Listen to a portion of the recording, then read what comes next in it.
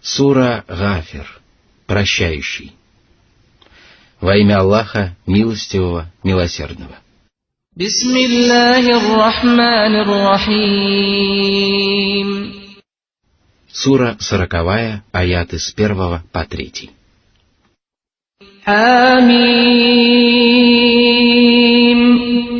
Танзилуль китаби миналлахил азизил алим.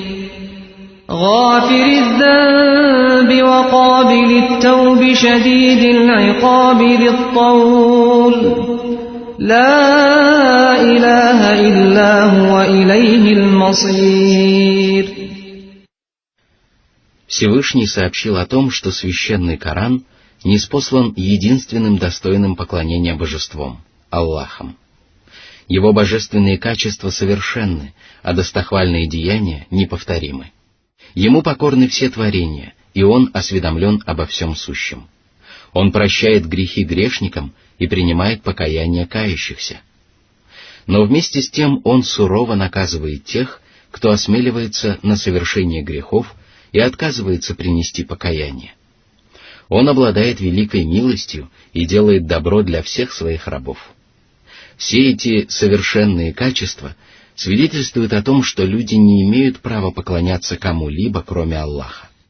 Именно поэтому далее Всевышний Аллах возвестил о том, что нет божества, кроме Него, и что к Нему предстоит конечное возвращение. Господь перечислил некоторые из своих величественных качеств после упоминания о ниспослании Корана, дабы подчеркнуть, что все эти качества присущи божественным аятам последнего небесного писания. В этом легко убедиться, если призадуматься над содержанием священного Корана. Во-первых, в божественном откровении содержится повествование об именах, качествах и деяниях Аллаха. Именно эти божественные атрибуты упоминаются в этих аятах. Во-вторых, в священном Коране сообщается о великой милости и безграничной добродетели Аллаха. Даже религиозные предписания являются проявлением Божьей милости, о которой свидетельствует божественный эпитет «Зут-Тауль» — «щедро одаривающий». В-третьих, в нем сообщается о суровом гневе Всевышнего, а также о грехах, которые вызывают этот гнев.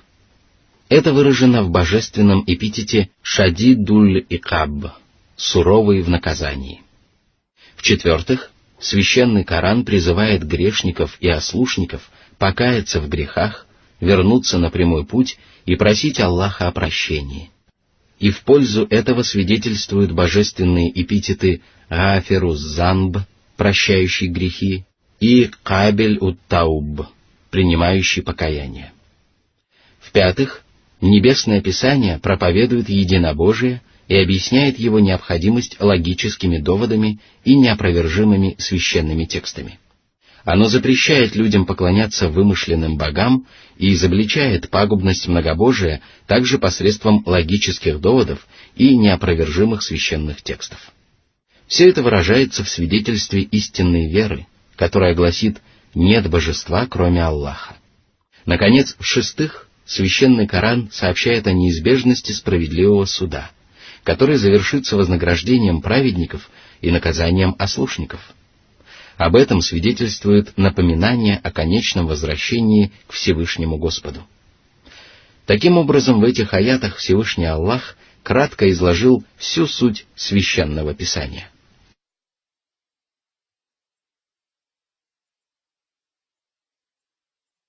Сура 40, аят 4.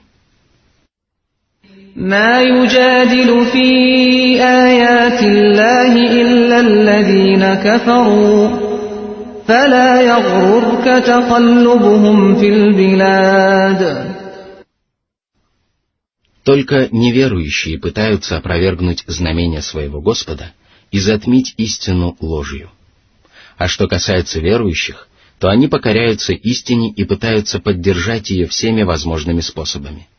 Очень часто неверующим сопутствует удача в торговых сделках, но вы не должны обольщаться их материальным благосостоянием, потому что богатство не свидетельствует о том, что Аллах любит своего раба и что этот раб следует правильным путем.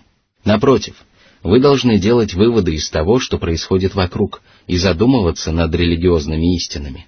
Вы должны оценивать людей по истине, а не истину по благосостоянию людей, потому что так поступают только невежественные и неразумные люди.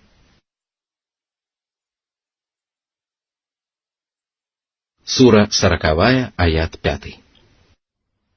كذبت قبلهم قوم نوح والأحزاب من بعدهم وهمت كل أمة برسولهم ليأخذوه وجادلوا بالباطل ليدحضوا به الحق فأخذتهم فكيف كان عقاب. Аллах пригрозил неверующим, которые оспаривают знамения своего Господа, и напомнил им о горькой участи, которая постигла предыдущие народы. Народ пророка Нуха и многие другие народы объединялись для того, чтобы опровергнуть истину и провозгласить на земле ложь. Всякий раз всеобщие усилия неверующих заканчивались тем, что нечестивцы вознамеривались убить Божьего посланника. А что может быть еще большей несправедливостью по отношению к этим благородным людям, которые были предводителями правоверных и проповедниками истины, в которой невозможно усомниться? Воистину, подобное беззаконие, заблуждение и несчастье может закончиться только мучительным наказанием, от которого грешникам не удастся избавиться во веки веков. Они отвергли истину и даже ополчились против нее, и поэтому Всевышний Аллах покарал их, и как же сурово было наказание Господа. Одних Аллах поразил душераздирающим воплем, других — градом камней с небес, третьих — землетрясением, четвертых — наводнением. Воистину, это было ужасное, чудовищное наказание. Сура 40, аят 6. وكذلك حقت كلمة ربك على الذين كفروا أنهم أصحاب النار. Божественное предопределение сбылось относительно предыдущих поколений неверующих и сбудется относительно поколений будущих. Тот, кому суждено быть неверующим, непременно окажется в заблуждении и попадет в адское пламя.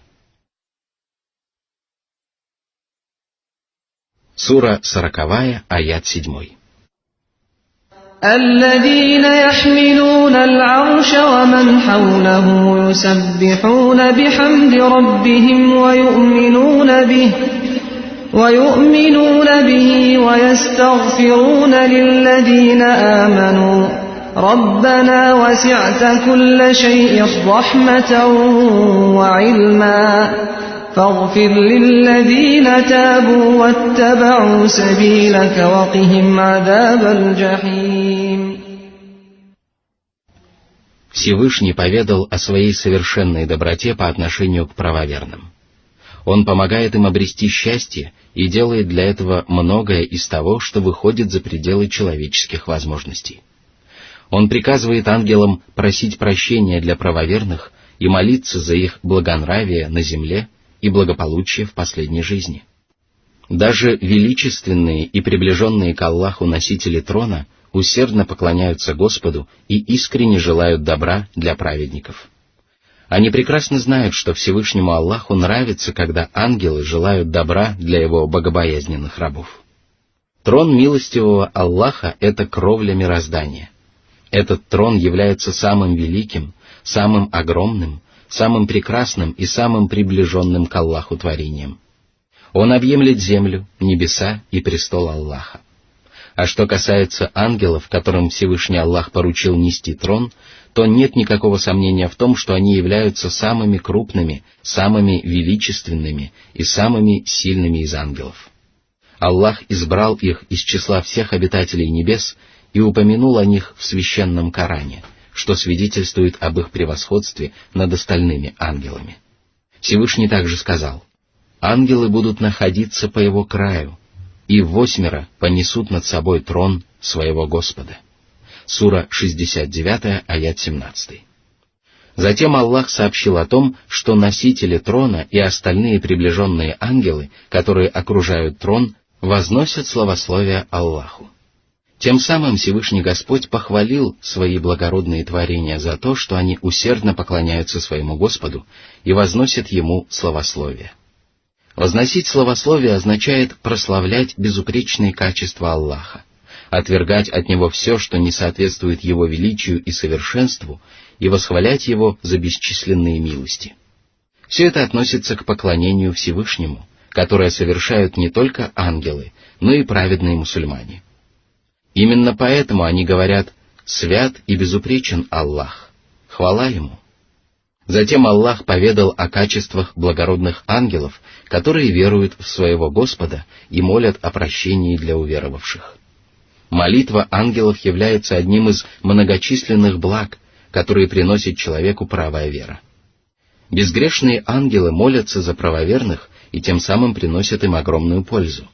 Многие люди думают, что молитва о прощении подразумевает только отпущение грехов и что прощение можно заслужить безо всяких на то причин. Чтобы отвести подобное сомнение, Всевышний Аллах упомянул о том, каким совершенным образом ангелы молятся за правоверных. Они говорят: «Господи наш, Ты объемлешь все сущее милостью и знанием. Ты знаешь обо всем, что происходит во Вселенной, и даже самое сокровенное для Тебя ясно и очевидно. На небесах и на земле нет такой пылинки, о которой Ты не был бы осведомлен. Твоя милость также объемлет все сущее. Небеса и земля переполнены Твоими щедротами и благами. Где бы ни были Твои создания, их всегда окружает Твоя божественная милость. Посему прости своих беззащитных рабов, которые каются во многобожии и грехах, не преклоняются никому, кроме Тебя, и следуют путем Твоих избранных посланников. Прости их и защити от мучительного адского наказания, а также от всех деяний, которые приводят человека в гиену». Сура 40, аят 8. ربنا وأدخلهم جنات عدن التي وعدتهم ومن صلح من آبائهم وأزواجهم وذرياتهم إنك أنت العزيز الحكيم.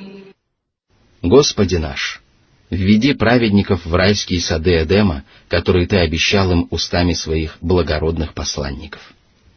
Введи их туда вместе с их отцами, женами, друзьями и потомками, которые также уверовали в истину и творили добрые дела. Воистину, среди Твоих прекрасных имен Аль-Азиз, великий, могущественный, Аль-Хаким, мудрый. Ты обладаешь величием и могуществом, благодаря которому Ты господствуешь над своими рабами, прощаешь им прегрешения, избавляешь их от всего неприятного и помогаешь им обрести все самое желанное. Ты также обладаешь божественной мудростью, благодаря которой Ты расставляешь все по своим местам. Господи, мы не просим Тебя делать то, что противоречит Твоим премудрым решениям. Наоборот, мы молим Тебя простить правоверных и тем самым завершить мудрое начинание, о котором Ты поведал устами своих посланников, и которое является следствием Твоей всеобъемлющей милости.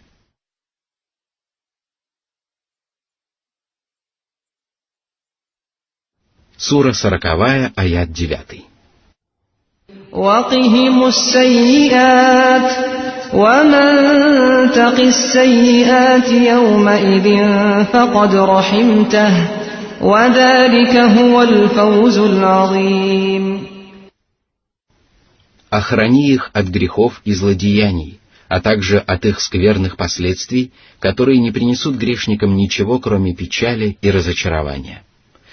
Воистину, только те люди, которых Ты охранишь от грехов и их скверных последствий, будут помилованы в день воскресения. Твоя милость непрестанно осеняет людей и все остальные творения, и только грехи и ослушания лишают их возможности заслужить Твое помилование. Охрани правоверных от неповиновения и помоги им вершить добрые дела и заслужить щедрое вознаграждение. Это и есть великое преуспеяние. Что может сравниться с великим успехом, который позволяет человеку, благодаря покровительству Аллаха, избежать всего скверного и неприятного, и благодаря Его великой милости обрести все самое заветное и желанное? Что может быть большей наградой, ради которой рабы Аллаха соперничают друг с другом на земле? Эта молитва ангелов свидетельствует о том, как хорошо они знают своего Всевышнего Господа.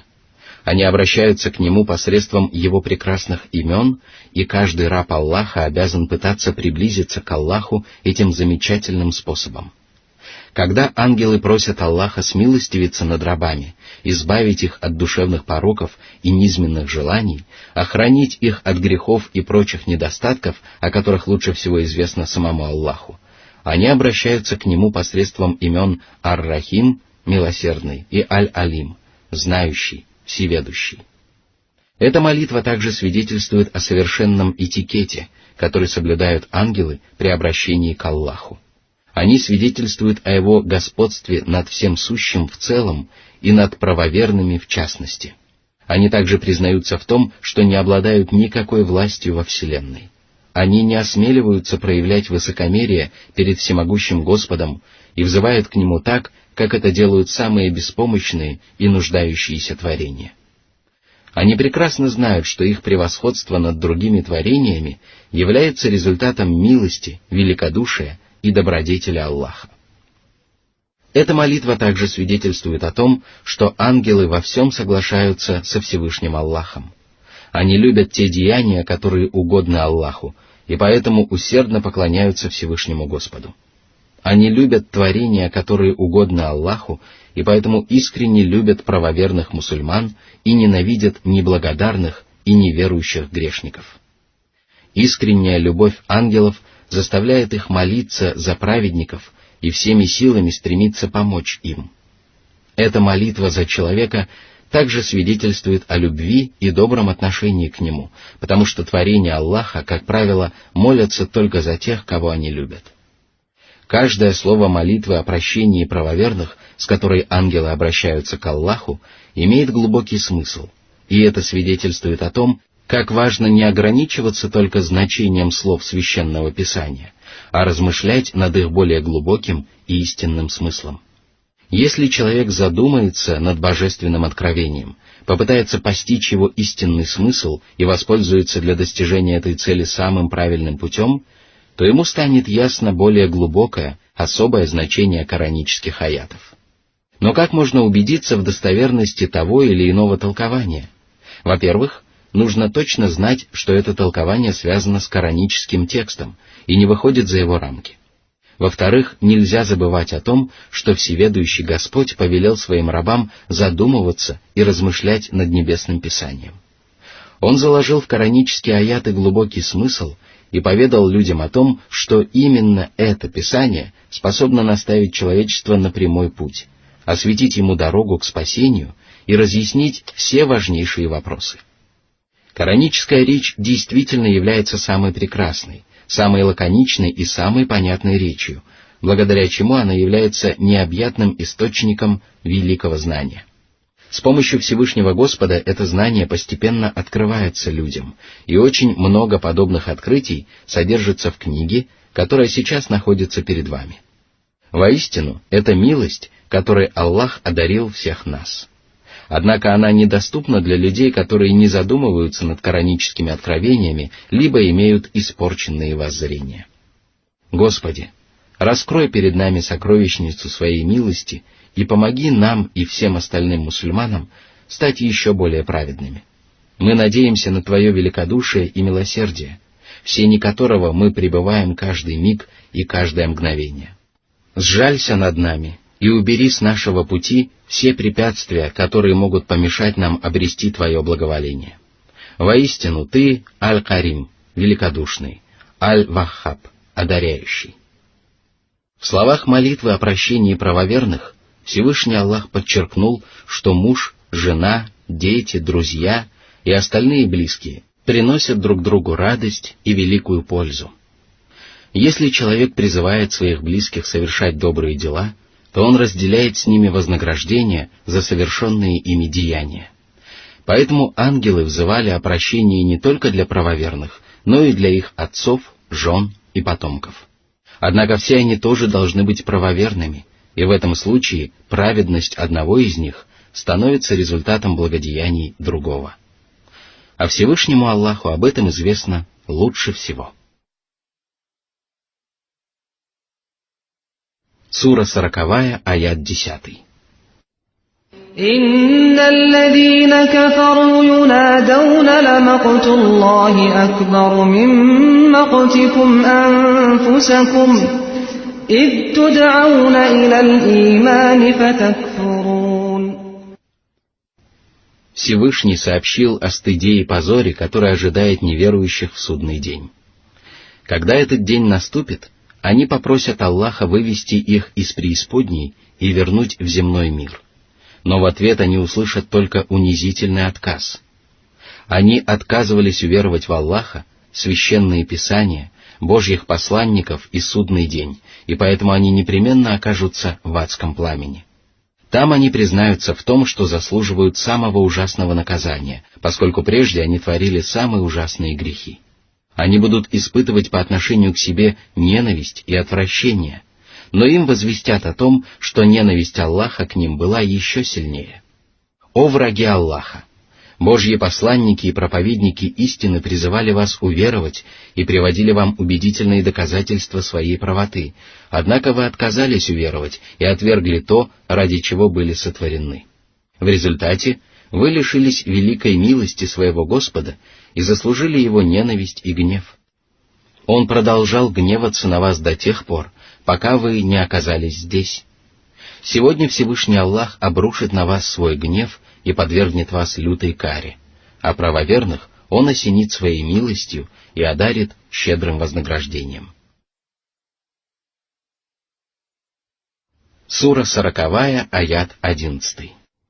قالوا ربنا أمتنا اثنتين وأحييتنا اثنتين فاعترفنا بذنوبنا فهل إلى خروج من سبيل.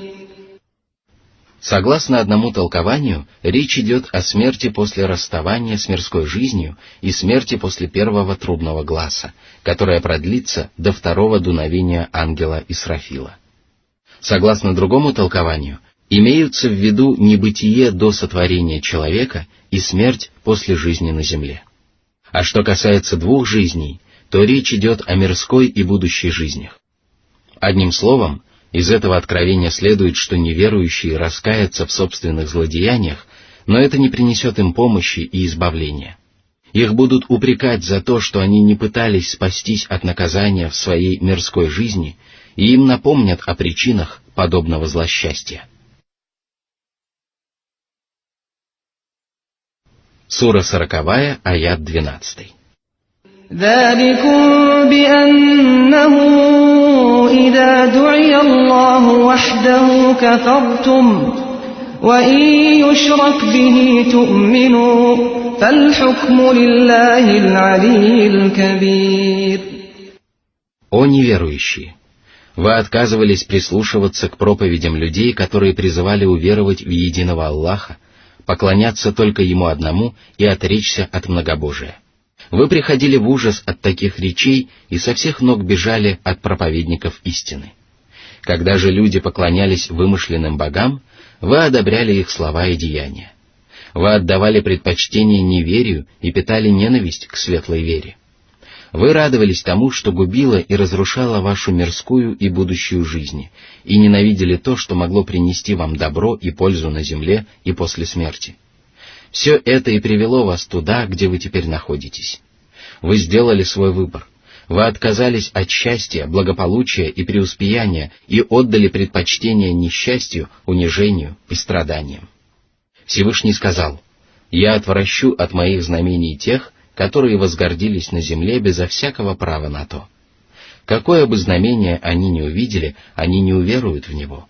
Если они узреют правый путь, то не последуют этим путем, а если они узреют путь заблуждения, то последуют им. Это потому, что они сочли ложью наши знамения и пренебрегли ими. Сура 7, аят 146. Власть принадлежит только Аллаху, среди прекрасных имен которого Аль-Али – высокий, Аль-Кабир – великий. Первое из этих двух имен означает, что Аллах занимает самое высокое положение над своими творениями, обладает самыми великими достоинствами и непоколебимой властью. Одним из его великих достоинств является совершенная справедливость. Он всегда расставляет все по своим местам и никогда не приравняет богобоязненных праведников к закоренелым грешникам. А что касается имени Аль-Кабир, великий, то оно свидетельствует о славе и величии Всевышнего Аллаха. Это проявляется в его прекрасных именах, совершенных качествах и достохвальных деяниях, которые лишены пороков, изъянов и недостатков. Всевышний Аллах воспользовался своей властью и определил вам вечную жизнь. Уверуйте в нее и помните о том, что решение Аллаха не подлежит отмене или изменению.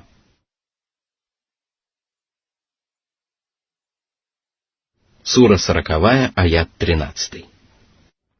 هو الذي يريكم آياته وينزل لكم من السماء رزقا وما يتذكر إلا من ينيب. Всевышний сообщил о великом благе, которым Он одарил своих рабов. Это умение отличать истину от лжи. Аллах научил этому свои творения благодаря многочисленным знамениям, которые находятся в самом человеке, разбросаны по вселенной или ниспосланы в священном Коране. Все они свидетельствуют об истинной цели сотворения вселенной и разъясняют людям разницу между прямым путем и заблуждением. Эти знамения настолько ясны и убедительны, что у человека, который задумывается и размышляет над ними, не остается даже малейшего сомнения в том, где кроется истина. Это действительно является одной из величайших милостей Всевышнего Аллаха. Он не сделал истину сомнительной, а прямой путь туманным. Напротив, Он ниспослал ясные знамения и неопровержимые доказательства, дабы жили все те, кто ожил при полной ясности, и дабы погибли те, кто погиб при полной ясности. При этом ответы на самые важные вопросы Всевышний Аллах сделал самыми многочисленными и самыми простыми. Для того, чтобы убедиться в этом, достаточно задуматься над доказательствами единобожия. Этот вопрос является одним из важнейших вопросов в жизни каждого человека, и поэтому о необходимости единобожия свидетельствуют многочисленные логические доводы и мудрые священные тексты. Сколько притч и доводов привел Всевышний Аллах в пользу единобожия. В обсуждаемом нами аяте Аллах также упомянул о единобожии и привел в качестве доказательства его необходимости целый ряд убедительных доводов. Он ниспосылает с неба удел, то есть дождь, без которого невозможно существование людей и животных. Одного этого выражения достаточно для того, чтобы доказать, что все земные блага являются милостью Всевышнего Аллаха. Однако наряду с земными благами Господь также ниспослал своим рабам духовные блага. Это истинная религия и многочисленные доказательства ее правдивости, а также вытекающие из религиозных предписаний праведные деяния. Все эти земные и духовные блага являются неопровержимым доказательством того, что Аллах является единственным истинным божеством. Он осыпает своих рабов щедротами и милостями и заслуживает их искреннего поклонения, но помнят об этом только те, которые с раскаянием обращаются к Аллаху. Они размышляют над знамениями Всевышнего Аллаха, потому что в их сердцах живет любовь к Нему, а также страх, покорность и смирение перед Ним.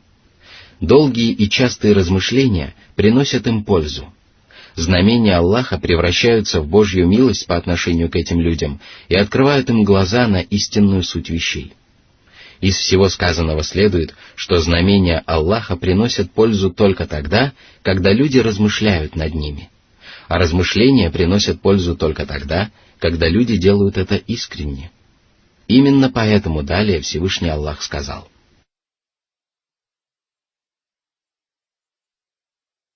Сура 40, аят 14. فادعوا الله مخلصين له الدين ولو كره الكافرون. Мольба — это обряд поклонения, при котором человек либо просит Божьей милости, либо просто преклоняется перед своим Господом. А искренность — это совершение доброго поступка только ради Всевышнего Аллаха. Человек должен быть искренним перед Аллахом не только при выполнении обязательных или необязательных обрядов поклонения, но и при общении с окружающими его творениями. Человек должен быть искренним во всем, что может принести пользу его вере и приблизить его к Всевышнему Создателю. Однако искреннее служение Господу во все времена было ненавистно неверующим, и верующий должен помнить об этом и не обращать внимания на упреки врагов и противников. Всевышний сообщил своим рабам о неистовой вражде, которую питают неверующие к единобожию, и сказал: «Когда поминают одного лишь Аллаха, содрогаются от отвращения сердца тех, которые не веруют в последнюю жизнь. А когда поминают тех, которые ниже него, они радуются». Сура 39, аят 45. Сура 40, аят 15. رفيع الدرجات ذو العرش يلقي الروح من أمره على من يشاء من عباده لينذر يوم التلاق. Аллах поведал о своем величии и совершенстве, качествах, которые обязывают людей поклоняться только Ему одному. Он вознесся на трон и является его единственным и полноправным властелином. Его превосходные достоинства делают его совершенно не похожим на творение. Его божественная сущность и величественные качества свидетельствуют о том, что человек может приблизиться к нему только посредством чистых и облагораживающих душу деяний. Воистину, только искреннее служение Аллаху может возвысить человека над остальными творениями и приблизить его к самому Господу миров. Затем Аллах напомнил о своей величайшей милости по отношению к человечеству. Речь идет о божественном откровении, которое Аллах назвал Духом, потому что человеческие души нуждаются в нем так же, как безжизненные тела нуждаются в душе. Человеческие тела не способны прожить без души, и человеческие сердца не способны обрести покой без Духа Божественного откровения. Всевышний ниспослал это откровение по собственной воле, дабы его рабы обрели великое благо и извлекли из этого великую пользу. А что касается Божьих избранников, которые получали это откровение на земле, то ими были благородные посланники, которых Аллах превознес над остальными творениями и почтил правом внимать небесной истине и первыми доносить ее до остальных людей. Пророки и посланники помогали рабам Аллаха обрести правую веру и счастье при жизни на земле и после смерти. Для этого они предупреждали своих соплеменников о дне встречи. Они призывали своих последователей готовиться к этому дню и совершать добрые дела, дабы заслужить спасение и избавление. Всевышний назвал судный день днем встречи, потому что именно в этот день творения встретятся со своим Господом, друг с другом, а также со своими деяниями и воздаянием. Сура 40, аят 16. يوم هم بارزون لا يخفى على الله منهم شيء لمن الملك اليوم لله الواحد القهار.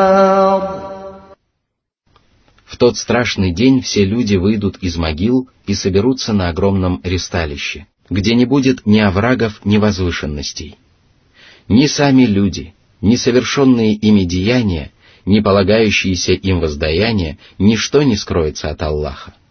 Он спросит: кому же принадлежит власть сегодня? Кто правит этим великим днем? Кто собрал вместе всех обитателей небес и земли? Воистину, это единственный властелин и правитель, у которого нет сотоварищей и помощников. Он продемонстрировал вам свою абсолютную власть и лишил вас возможности изменить свою судьбу. Сегодня вам не принадлежит ничего, кроме совершенных вами добрых и злых деяний, потому что вся власть находится в руках Всевышнего Аллаха. Он Аль-Вахид, единственный, Аль-Кахар, могущественный. Ему одному присущи божественная сущность, прекрасные имена, совершенные качества и достохвальные деяния, и ни одно творение не разделяет с ним этих божественных атрибутов. Ему покорны и подвластны все творения, и лучшим свидетельством этого будет судный день, когда ни одно творение не станет даже разговаривать без разрешения всемогущего Аллаха. Сура 40, аят 17. اليوم تجزى كل نفس بما كسبت لا ظلم اليوم إن الله سريع الحساب. Воздаяние человека зависит только от совершенных им в мирской жизни малых и великих, добрых и злых деяний. Аллах ни с кем не поступит несправедливо. Грехи человека не будут приумножены, а его заслуги не будут умалены. Помните об этом и знайте, что Аллах скор в расчете. Не думайте, что час расплаты далек, потому что он непременно настанет. Если вы задумаетесь над вечностью, то поймете, что любое событие, наступление которого неизбежно, является близким. Когда же обещанный вам день настанет, то Всевышний Аллах будет скор в расчете. Это не составит для него труда, потому что он всеведущ и всемогущ.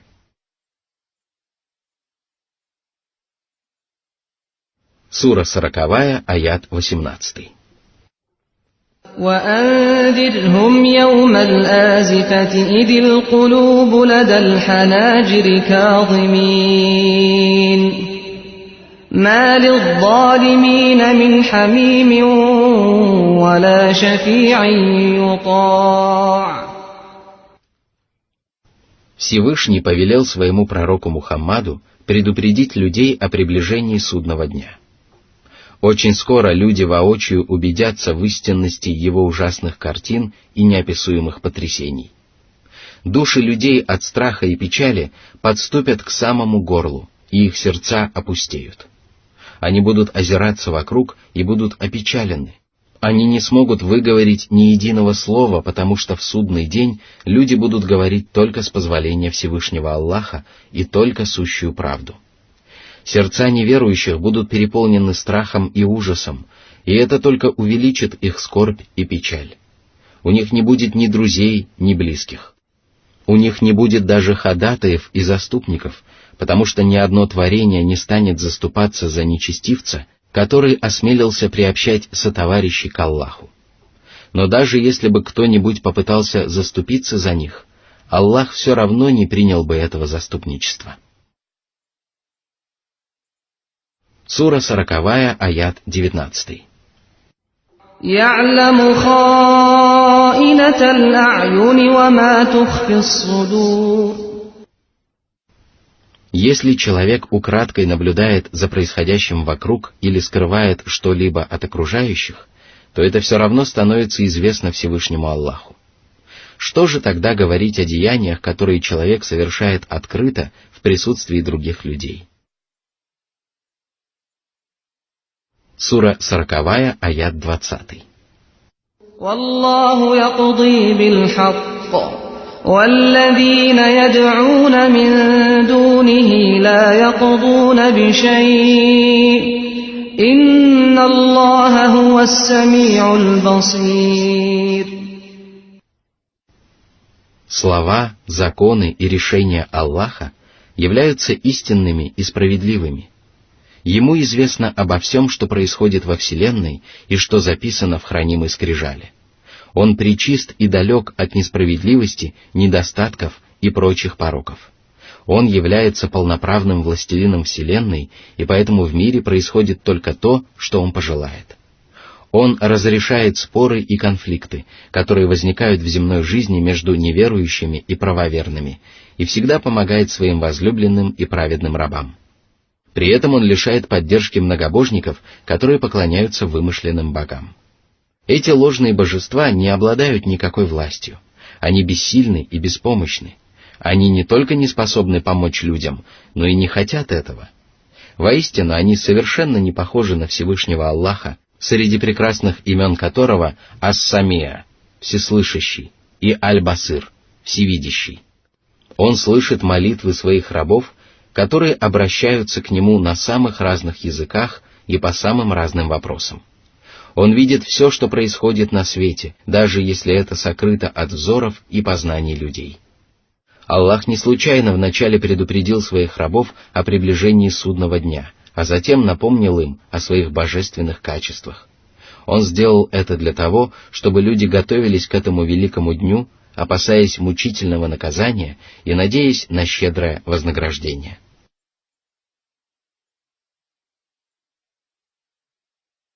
Сура 40, аяты 21-22.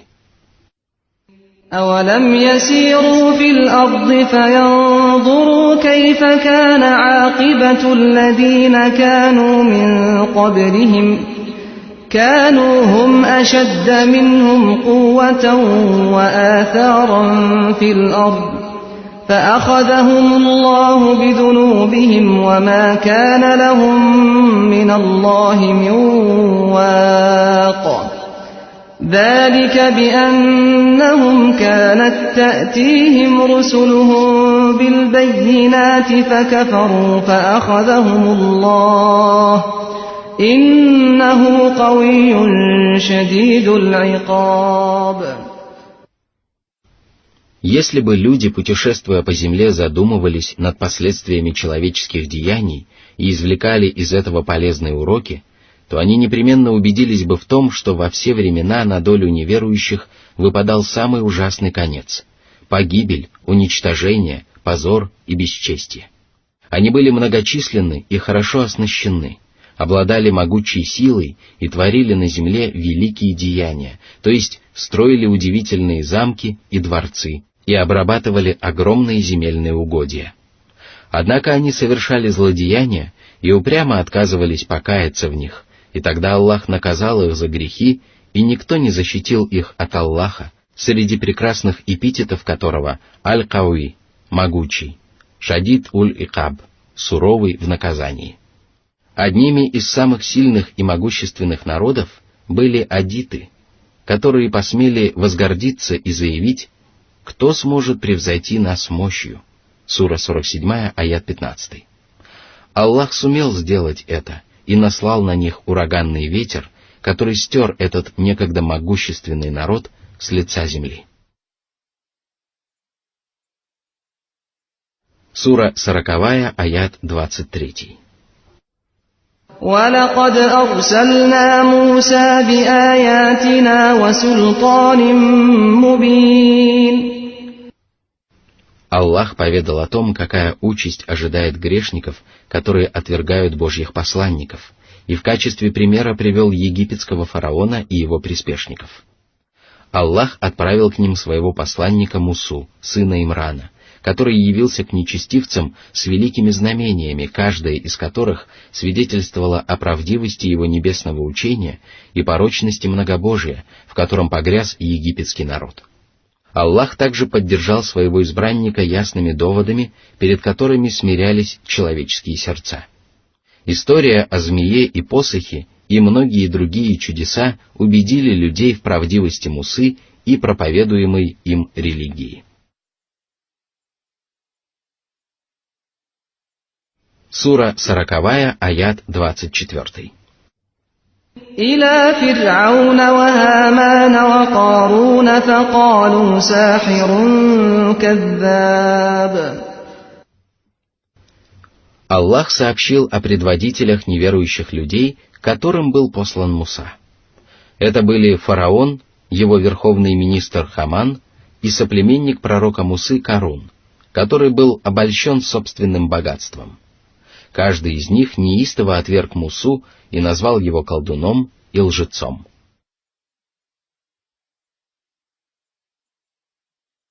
Сура 40, аят 25. فَلَمَّا جَاءَهُم بِالْحَقِّ مِنْ عِندِنَا قَالُوا اقْتُلُوا أَبْنَاءَ الَّذِينَ آمَنُوا مَعَهُ وَاسْتَحْيُوا نِسَاءَهُمْ وَمَا كَيْدُ الْكَافِرِينَ إِلَّا فِي ضَلَالٍ. Муса явился к ним с истиной и явил им величайшие чудеса, которые обязывали каждого благоразумного человека покориться Божьей воле. Однако нечестивцы отказались повиноваться посланнику своего Господа. Они недовольствовались тем, что отвергали великого пророка. Они недовольствовались даже тем, что попытались опровергнуть его слова своими лживыми заявлениями. Они решились на самый скверный и самый отвратительный поступок и начали призывать египтян убивать сыновей тех, кто уверовал вместе с Мусой, и оставлять в живых их детей женского пола. Они пошли на этот коварный шаг в надежде, что сумеют ослабить правоверных и помешают им освободиться от рабства. Но козни неверующих во все времена представляют собой сплошное заблуждение, и поэтому враги Аллаха не только не сумели достичь своей чудовищной цели, но и были погублены все до последнего. Я хочу обратить ваше внимание на одну из тонкостей коранического языка, которая часто повторяется в Писании Всевышнего Аллаха. Если контекст коранического отрывка связан с определенной историей, а Всевышний Аллах хочет, чтобы выводы из этой истории носили более широкий характер, то он связывает эти выводы не с конкретными людьми или событиями, а с целой группой людей или событий. Это препятствует появлению ошибочных суждений о том, что определенное решение Аллаха касается только определенных людей или событий. Именно поэтому Всевышний Аллах не сказал: «но их козни — сплошное заблуждение», а сказал: «но козни неверующих — сплошное заблуждение». Сура 40, аят 26. وقال فرعون ذروني أقتل موسى وليدع ربه إني أخاف أن يبدل دينكم أو أن يظهر في الأرض الفساد. Надменный и деспотичный фараон не переставал обольщать своих соплеменников лживыми речами. Он сказал: «Если вы не будете мне мешать, то я непременно убью его, потому что все, что я делаю исключительно ради вашего блага. Пусть же он помолится, поскольку я не стану мешать ему обратиться за помощью к своему Богу». Фараон заявил, что хочет расправиться с Мусой, потому что беспокоится за благополучие своего народа и не хочет, чтобы на земле распространилось нечестие. Удивительно то, как самый скверный из людей призывал своих приспешников остерегаться самого лучшего из людей. Это была дешевая ложь, которая пользовалась спросом только у людей, которых Всевышний Господь назвал народом распутным. Всевышний сказал: «Он обманул свой народ» или счел свой народ легкомысленным, и они подчинились ему. Воистину, они были людьми нечестивыми. Сура 43, аят 54. Сура 40, аят 27. وقال موسى إني عذت بربي وربكم من كل متكبر لا يؤمن بيوم الحساب.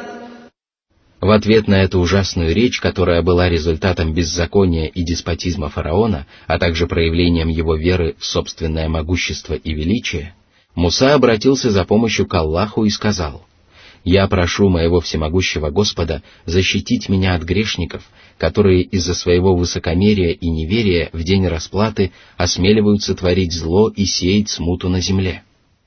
Опираясь на каноны Священного Писания, об одном из которых мы упомянули ранее, можно догадаться, что речь идет не только о египетском фараоне, но и обо всех остальных беззаконниках.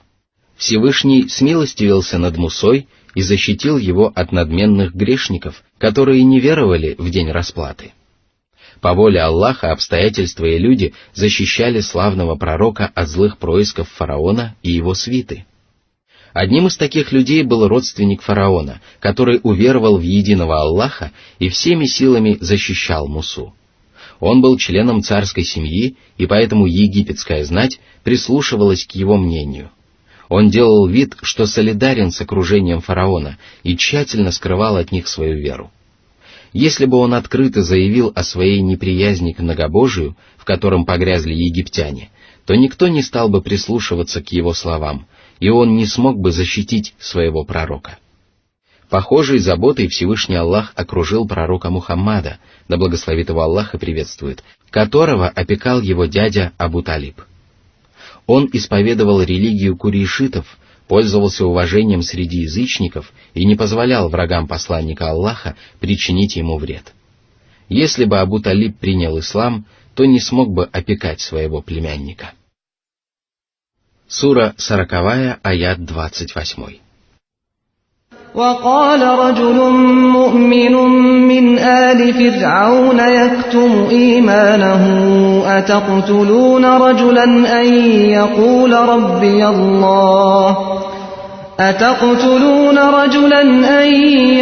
ربي الله وقد جاءكم بالبينات من ربكم وإن يك كاذبا فعليه كذبه وإن يك صادقا يصبكم بعض الذي يعدكم إن الله لا يهدي من هو مسرف كذاب.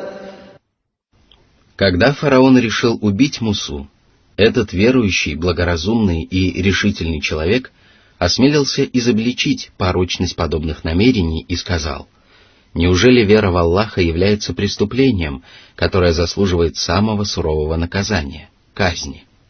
Муса считает своим Господом Всевышнего Аллаха и подтверждает свою правоту многочисленными знамениями. Каждый из вас от мала до велика наслышан об этих знамениях, и вы не можете убить его. Если бы вы опровергли проповедуемую им истину и привели свои убедительные доказательства, то вы могли бы подумывать об убийстве Мусы. Но его доводы оказались неопровержимыми, а его знамения величественными, и поэтому у вас нет никакого основания для убийства этого праведника. Затем он привел своим соплеменникам великий логический довод, который способен убедить каждого благоразумного человека. Он сказал: «Притязания Мусы могут быть либо лживыми, либо справедливыми. Если он лжет, то своей ложью он причинит вред только себе. Вы не будете страдать из-за него, потому что вы отказались уверовать в него. Если же он говорит правду, а он уже явил вам многочисленные доказательства своей правоты, то Аллах непременно покарает вас как при жизни на земле, так и после смерти. Посему опасайтесь того, что вас поразит часть того, чем он вам угрожает, то есть скорое наказание в мирской жизни». Эти слова свидетельствуют о том, как умен и рассудителен был уверовавший родственник фараона и как искусно он защищал пророка Муссу. Он не позволил египетским вельможам заподозрить неладное и представил им ситуацию таким образом, что убийство Мусы в обоих случаях было бы глупостью и необдуманным поступком. Да будет Аллах доволен этим верующим. Да будет этот верующий доволен вознаграждением своего Господа. Да простит Аллах его прегрешения, да смилостивится Аллах над ним. Он не ограничился тем, что защитил святого пророка, а заявил во всеуслышание, что Муса действительно близок к истине. Он сказал: «Аллах не ведет прямым путем тех, кто отдает предпочтение лжи и отвергает истину. Аллах не помогает таким людям найти истину, и поэтому их слова и доказательства всегда бывают лживы и неубедительны. А что касается проповедей Мусы, то вы воочию убедились в их правдивости, потому что они подкрепляются неопровержимыми логическими доводами и удивительными чудесами. Тот, кто следует таким путем, не может быть преступником и лжецом. Произнести такую речь может только человек, который обладает здравым умом, рассудительностью и хорошими познаниями о Всевышнем Аллахе». Затем он искренне предостерег своих соплеменников от заблуждения и напомнил им об ужасном наказании в последней жизни. Он сказал: Сура 40, аят 29. «Я кауми лакумул мульку льяума захирина фил ард, فمن ينصرنا من بأس الله إن جاءنا قال فرعون ما أريكم إلا ما أرى وما أهديكم إلا سبيل الرشاد». Вы правите народами и делаете все, что вам угодно. Но не обольщайтесь этой властью, потому что она не будет принадлежать вам вечно. Кто придет к нам на помощь, если нас поразит Божья кара? Как прекрасна эта проповедь, и как удачно этот верующий подчеркнул свою близость к знатным вельможам. Он не сказал, кто придет к вам на помощь, если вас поразит Божья кара. Тем самым он дал понять окружающим, что искренне желает для них того же, чего желает для самого себя. Фараон не согласился с его словами и решил убедить свой народ в том, что они не должны повиноваться Мусе. Он также сказал, что предлагал своему народу только то, что сам считал нужным. Но что именно он считал нужным? Он пренебрегал своим народом и считал, что все они обязаны безоговорочно исполнять его повеления и поддерживать его власть. При этом он не считал себя правым, а знал, что правда на стороне Мусы. Более того, он был убежден в его правоте, но, несмотря на это, продолжал отвергать его. Поэтому он сознательно солгал, когда заявил о том, что ведет свой народ правым путем. Если бы он принудил свой народ повиноваться ему, признавая его неверие и заблуждение, то это было бы меньшей несправедливостью. Однако он предложил людям последовать прямым путем и представил им заблуждение истиной. Сура 40, аяты 30-31. وقال الذي آمن يا قوم إني أخاف عليكم مثل يوم الأحزاب مثل دأب قوم نوح وعاد وثمود والذين من بعدهم وما الله يريد ظلما للعباد. Тогда его уверовавший родственник решил еще раз призвать и египетскую знать уверовать в единого Аллаха и его пророка. Как и все проповедники истины, он не терял надежды на то, что люди обратятся в истинную веру.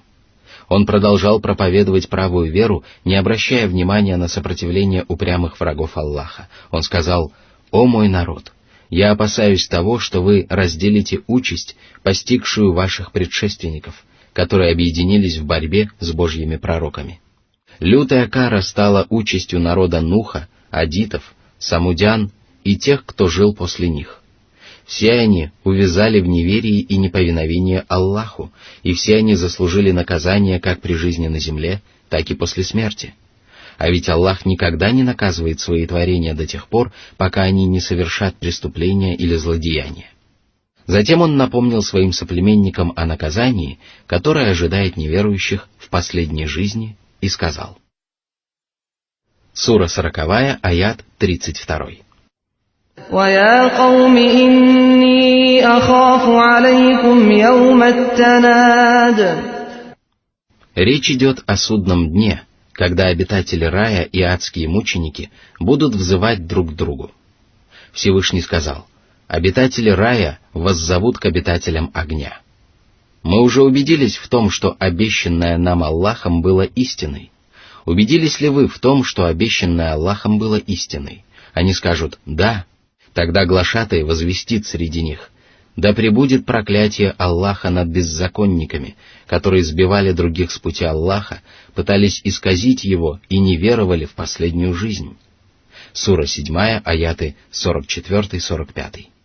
Всевышний также сказал: обитатели огня воззовут к обителям рая: пролейте на нас воду или то, чем вас наделил Аллах. Они скажут: Аллах запретил это для неверующих, которые обратили свою религию в потеху и игру и обольстились мирской жизнью. Сура 7, аяты 50-51. Говоря об адских мучениках, Господь также сказал: они вас зовут: «О Малик, пусть твой Господь покончит с нами». Он скажет: вы останетесь здесь навечно. Мы принесли вам истину, но большинство из вас питают отвращение к истине. Сура 43, аяты 77-78. Аллах также сказал: они скажут: Господи, наше злосчастье одолело нас, и мы оказались заблудшими людьми. Господи, выведи нас отсюда. И если мы вернемся к грехам, то действительно будем беззаконниками. Он скажет: «Оставайтесь здесь с позором и не говорите со мной». Сура 23, аяты со 106 по 108. Всевышний также поведал о судьбе многобожников и сказал: «Им скажут: призовите своих сотоварищей. Они призовут их, но те не ответят им, и тогда они узреют наказание. О, если бы они следовали прямым путем». Сура 28, аят 64.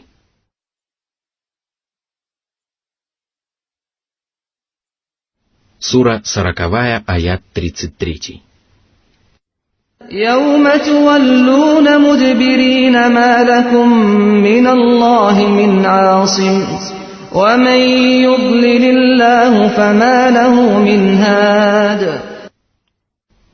Верующий муж напомнил своему народу об ужасах судного дня и предостерег их от многобожия и поклонения ложным богам. Он сказал: «В тот день суровые ангелы погонят вас в сторону огненной гиены, и тогда вы попытаетесь сбежать. Но вы не сумеете спастись от наказания Аллаха, и ни одно творение не станет помогать вам в этом». По этому поводу Всевышний Аллах сказал: «В тот день подвергнут испытанию все тайны, и тогда не будет у него ни силы, ни помощника». Сура 86, аяты 9-10. Но если Аллах вводит человека в заблуждение, то никто не способен наставить его на прямой путь, поскольку только Всевышний Аллах распоряжается верой и заблуждением. Он знает, кто из его рабов не заслуживает чести следовать прямым путем и лишает верного руководства только закоренелых преступников. В результате никто не может помочь им встать на прямой путь.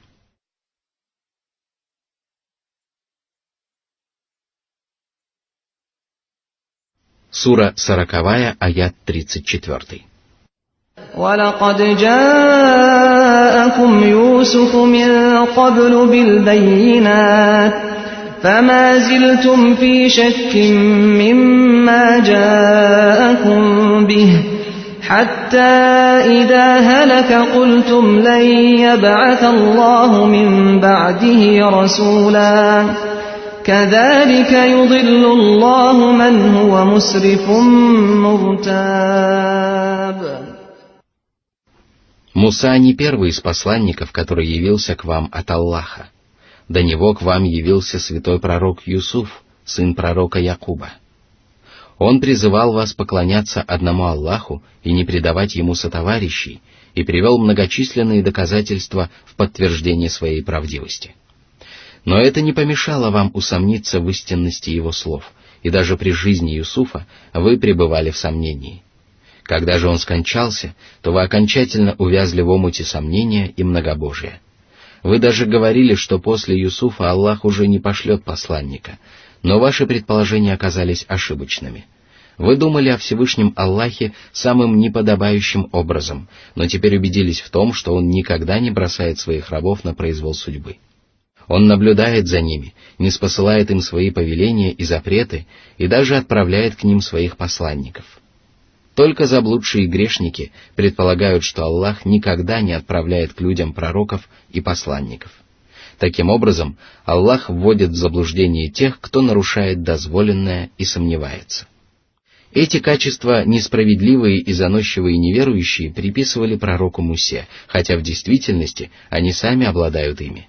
Они нарушают дозволенное, потому что отрекаются от истины и отдают предпочтение заблуждению. Они же являются лжецами, которые возводят на Аллаха навет и наговаривают на его пророков и посланников. Грешники, которые обладают этими недостойными качествами, никогда не смогут избавиться от них. Аллах же никогда не наставит их на прямой путь и не поможет им обрести добро.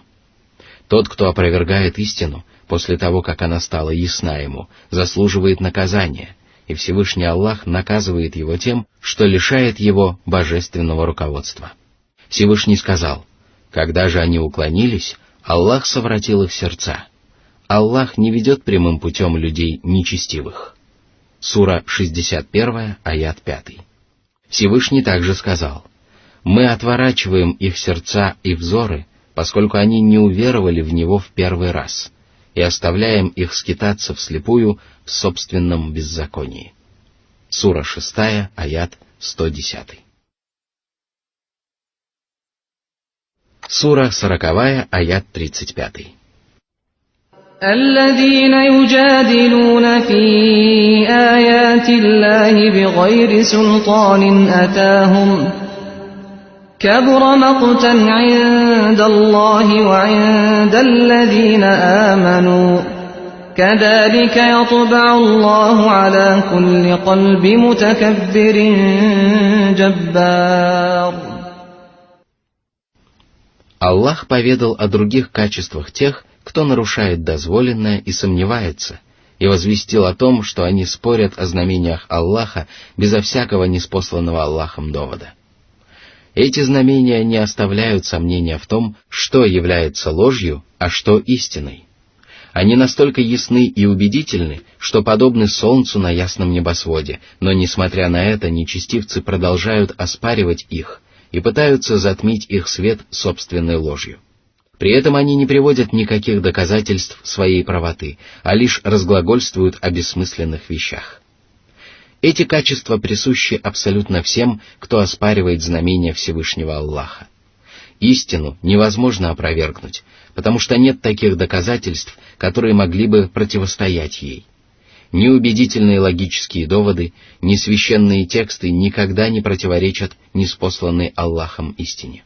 А слова и поступки неверующих, которые пытаются оболгать своего Господа, а также сами неверующие, весьма ненавистны Аллаху и уверовавшим. Враги Аллаха отвергают истину, веруют в ложь и даже приписывают эту ложь Всевышнему Господу. Конечно же, эти качества не могут быть угодны ни Аллаху, ни правоверным, любовь и ненависть которых подчинены воле всемогущего Господа. Правоверные являются избранными и лучшими из рабов Аллаха, и их ненависть свидетельствует о тяжести грехов тех, кого они ненавидят. Именно за такие грехи Аллах наложил печать на сердце фараона и его приспешников. Таким же образом Аллах поступает с каждым, кто надменно отвергает истину, пренебрежительно относится к Божьим творениям и попирает права людей из-за своего несправедливого и враждебного отношения к ним. Сура 40, аяты 36-37. وقال فرعون يا هامان ابن لي صرحا لعلي أبلغ أسباب السماوات فأطلع إلى إله موسى وإني لأظنه كاذبا وكذلك زين لفرعون سوء عمله وصد عن السبيل وما كيد فرعون إلا في تباب. Фараон продолжал отчаянно сопротивляться проповедям Мусы и отказывался признать Аллаха единственным Господом миров. Он слышал о том, как Муса утверждал, что Аллах вознесся на трон и возвысился над всеми творениями, и поэтому приказал своему визирю Хаману воздвигнуть башню, чтобы он мог подняться до путей небесных и взглянуть на Бога Мусы. Он отказывался уверовать в единого Господа, который находится над небесами, и хотел лично удостовериться в этом. Однако истинная причина такого поведения деспотичного правителя состояла в другом, и поэтому Всевышний Аллах возвестил о том, как отвратительны были деяния фараона. Сатана непрестанно нашептывал ему о том, что его мерзкие деяния в действительности являются прекрасными. Он призывал египетского владыку ослушаться Аллаха и представлял ему грехи и злодеяния в прекрасном свете до тех пор, пока фараон не поверил в это. А когда сатана добился своей цели, фараон сам стал проповедовать неверие и сеять на земле смуту, полагая, что поступает правильно. Ложь показалась ему прекрасной, и он оказался в глубоком заблуждении. Однако его старания оболгать истину, изобличить Мусу во лжи и убедить людей в собственной правоте нанесли ему великий ущерб и обрекли его на вечное несчастье как при жизни на земле, так и после смерти. Сура 40, аяты 38-39. وقال الذي آمن يا قوم اتبعون أهدكم سبيل الرشاد يا قوم إنما هذه الحياة الدنيا متاع وإن الآخرة هي دار القرار. Уверовавший муж еще раз попытался наставить своих соплеменников на прямой путь и сказал: «О мой народ, следуйте за мной. Мой путь отличается от того пути, которым вас ведет фараон, ибо он призывает вас к заблуждению и беззаконию. Каждый из нас пользуется земными благами в течение короткого времени, после чего расстается с этим миром, и поэтому мирские удовольствия не должны отвлекать нас от того, ради чего мы были сотворены. А сотворены мы были для последней жизни, которая будет обителью вечного пребывания. Мы должны готовиться к этой жизни, дабы обрести в ней вечное счастье, и не имеем права отдавать предпочтение земным удовольствиям перед вечным блаженством». Сура 40, аят 40. من عمل سيئة فلا يجزى إلا مثلها ومن عمل صالحا من ذكر أو أنثى وهو مؤمن فأولئك يدخلون الجنة يرزقون فيها بغير حساب. Многобожники и ослушники получат воздаяние, которое принесет им много страданий и печалей. Они получат справедливое возмездие, потому что зло не приносит людям ничего, кроме зла. А верующие и праведные мужчины и женщины войдут в рай. Они имели правильные воззрения, совершали добрые деяния и говорили прекрасные слова, и поэтому Всевышний Аллах одарил их великим вознаграждением безо всякого счета. Щедрые дары Господа будут во много раз превосходить заслуженное ими вознаграждение. Сура 40, аяты 41-42. وَيَا قَوْمِ مَا لِي أَدْعُوكُمْ إِلَى النَّجَاةِ وَتَدْعُونَنِي إِلَى النَّارِ تدعونني لأكفر بالله وأشرك به ما ليس لي به علم وأنا أدعوكم إلى العزيز الغفار. Вы предлагаете мне не повиноваться пророку Аллаха Мусе, а это значит, что вы предлагаете мне отречься от религии Аллаха, поклоняться творениям, которые не заслуживают обожествления, и говорить об Аллахе то, о чем у меня нет никакого знания. Воистину, все это относится к самым великим и самым отвратительным прегрешениям. Я не хочу совершать эти грехи, и поэтому призываю вас уверовать в Аллаха, среди прекрасных имен которого Аль-Азиз, Великий, и Аль-Гафар, Прощающий. Власть и могущество присущи только Ему, а что касается людей и остальных творений, то они не обладают никакой властью во Вселенной. Он прощает своих рабов, которые совершают грехи и осмеливаются гневить Всевышнего Господа, а затем с раскаянием обращаются к Нему. Он отпускает грехи раскаивающимся рабам и избавляет их от наказания как в мирской, так и в будущих жизнях. Сура 40, аят 43. لا جرم أن ما تدعونني إليه ليس له دعوة في الدنيا ولا في الآخرة وأن مردنا إلى الله وأن المسرفين هم أصحاب النار. Идолы и ложные божества не заслуживают того, чтобы люди обращались к ним за помощью и покровительством, потому что они беспомощны и имеют множество недостатков. Они не способны принести людям пользу или причинить им вред ни при жизни на земле, ни после смерти. Они не распоряжаются ни жизнью, ни смертью, ни воскрешением. Все мы вернемся к Аллаху. Каждый из нас будет отвечать за свои деяния, и тогда нечестивцы, которые осмелились не веровать в Аллаха и совершать грехи, окажутся ввергнутыми в гиену, а люди, которые не обладали этими качествами, сумеют спастись от мучительного наказания.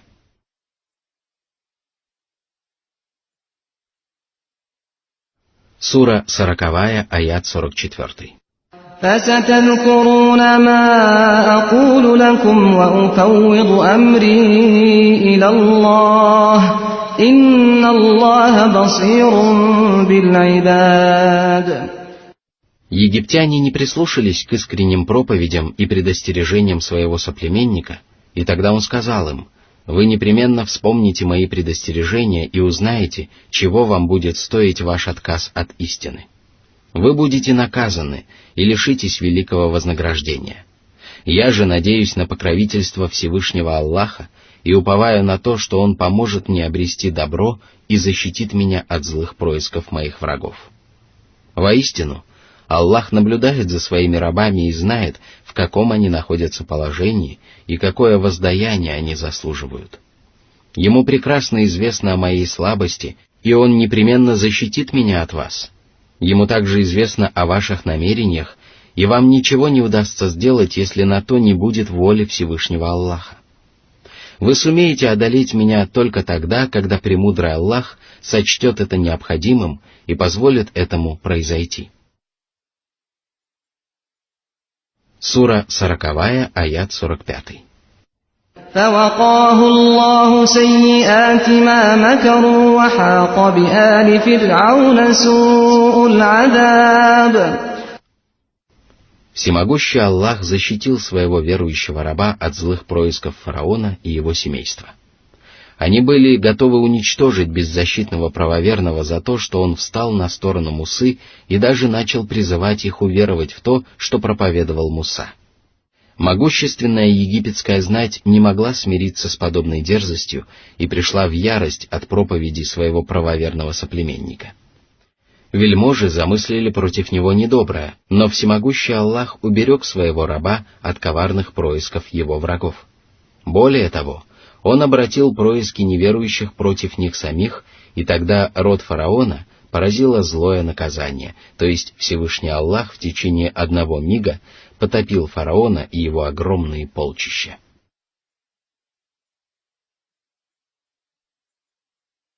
Сура 40, аят 46. النار يعرضون عليها غدوا وعشيا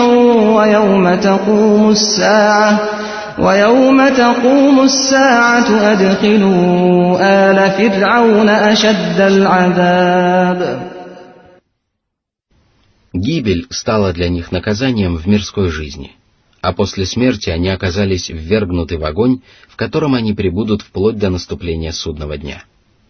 Утром и вечером род фараона подвергают лютой каре, а когда наступит день воскресения, их подвергнут еще более суровому наказанию.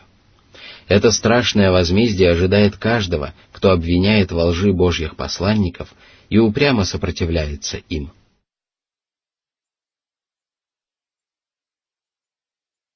Сура 40, аят 47. وَإِذْ يَتَحَاجُّونَ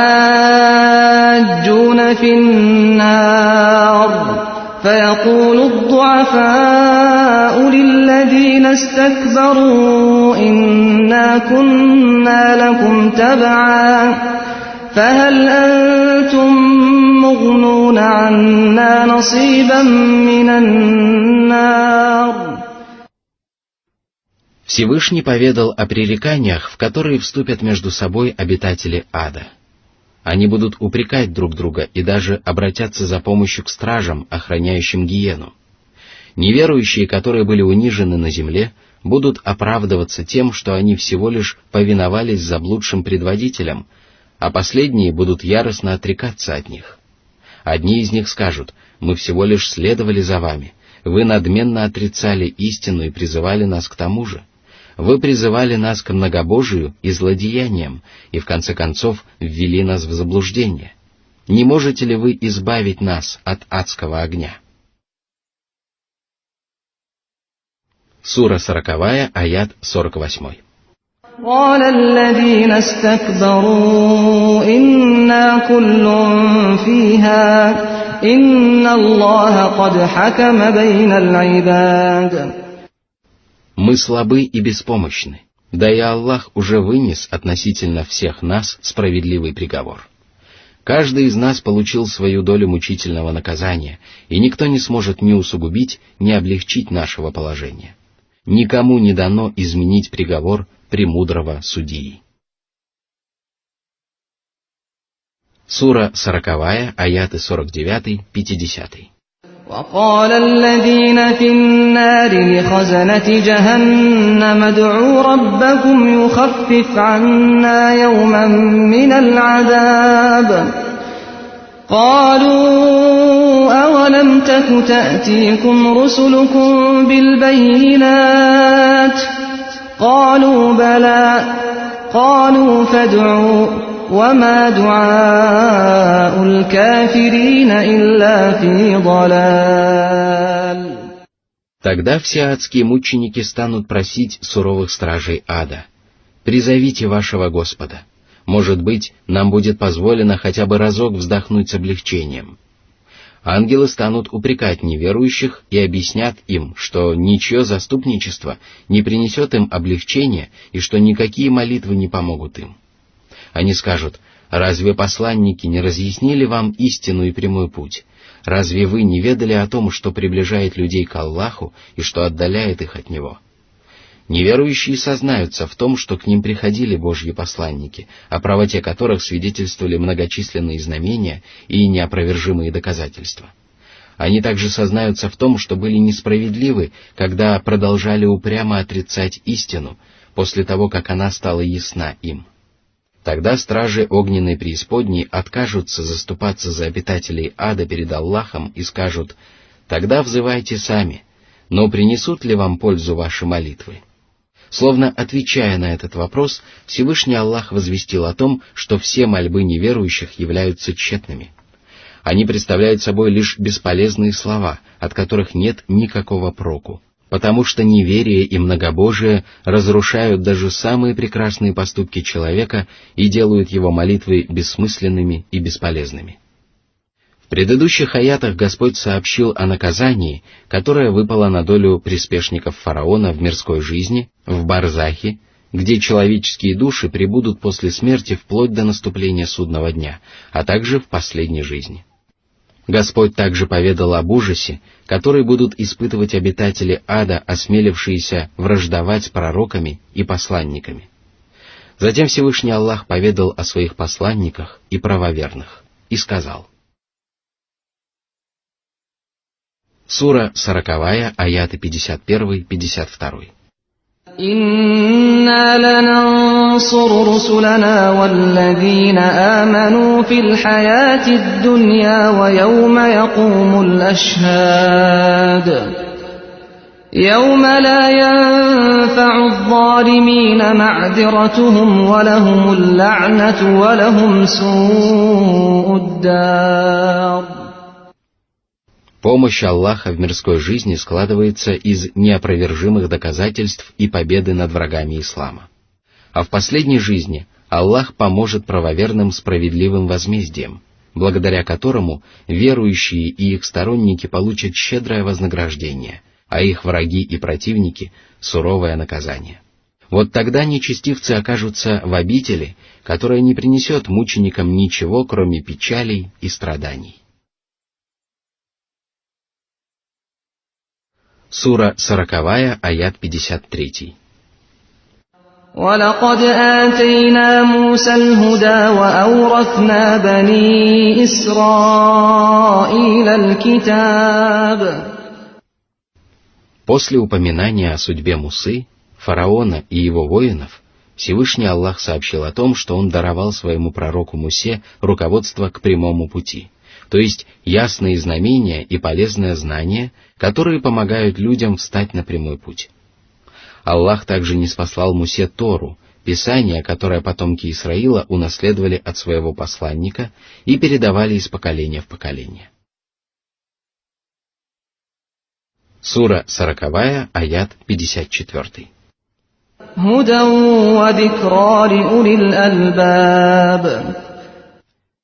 Это писание содержало в себе верное руководство, то есть религиозные предписания и многие другие знания.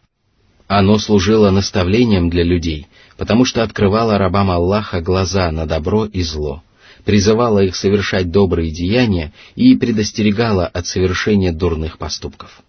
Однако далеко не каждый человек мог извлечь пользу из этих наставлений. Это удавалось только тем, кто обладал здравым разумом. Сура 40, аят 55. فاصبر إن وعد الله حق واستغفر لذنبك وسبح بحمد ربك بالعشي والإبكار.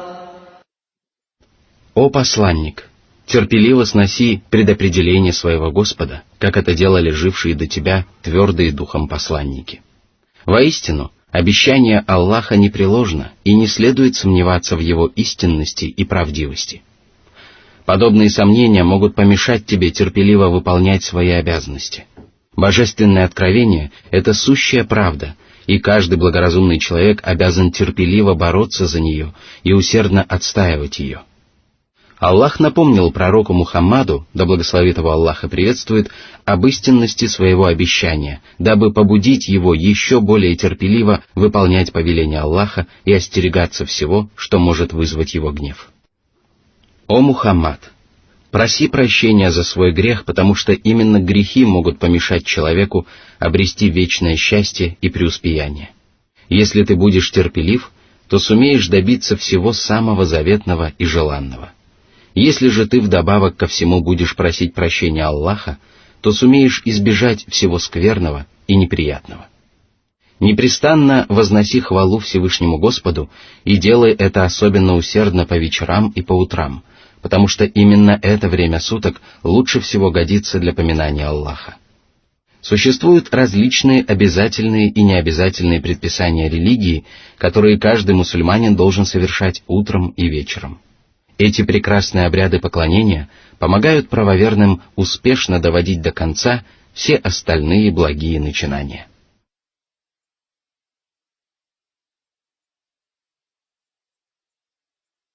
Сура 40, аят 56. إن الذين يجادلون في آيات الله بغير سلطان أتاهم إن في صدورهم إلا كبر ما هم ببالغيه فاستعذ بالله إنه هو السميع البصير. Всевышний поведал о грешниках, которые пытаются своими лживыми речами опровергнуть знамения Аллаха. Они не имеют ни веских доводов, ни убедительных доказательств, но продолжают настаивать на своем, потому что в их сердцах живет высокомерие. Они надменно отрицают истину, свысока смотрят на ее проповедников и горят желанием возвыситься благодаря своим лживым утверждениям. Однако Всевышний Аллах обрадовал правоверных тем, что нечестивцам никогда не удастся достичь желанной цели. Противники истины всегда будут повержены, а высокомерные грешники всегда будут унижены. Затем Всевышний повелел искать защиты у Аллаха. Он не упомянул о том, от чего следует искать защиты у Аллаха, дабы это повеление носило общий характер. Мусульмане должны искать защиты от высокомерия и надменного отношения к истине, от дьяволов и неверующих людей, от всего существующего на свете зла. Воистину, Аллах ас-Сами, внемлющий, аль-Басир, видящий. Он слышит самые различные голоса и видит самые различные вещи, где бы они ни находились.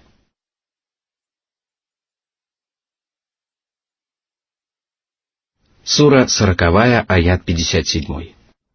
لخلق السماوات والأرض أكبر من خلق الناس ولكن أكثر الناس لا يعلمون.